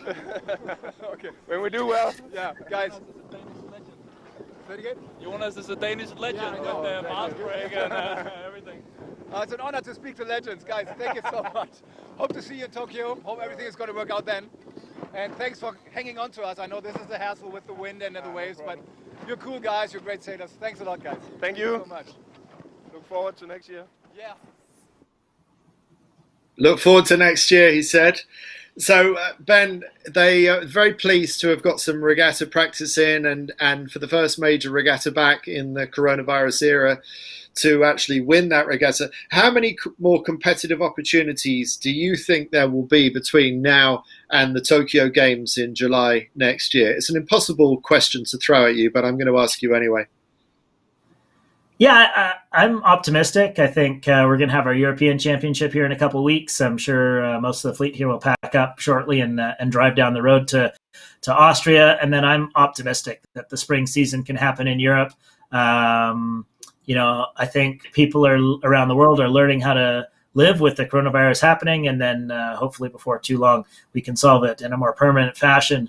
But I'm optimistic the regattas are still going to find a way to happen, and sailing is essentially an isolated sport. When we're on the water, we're isolated from everyone but our sailing partners. So then it's just a matter of minimizing activities on shore and staying safe on shore, which the whole world is learning how to do. So I'm optimistic that we can at least regain a semblance of a competitive season, and that I'm also optimistic that the Tokyo Olympics can happen, maybe with a few less fans in attendance in person, but with everyone watching around the world. So, I've always been optimistic, so remain able to be proven wrong. But I think there'll be a full season in the spring and then an excellent Tokyo Regatta.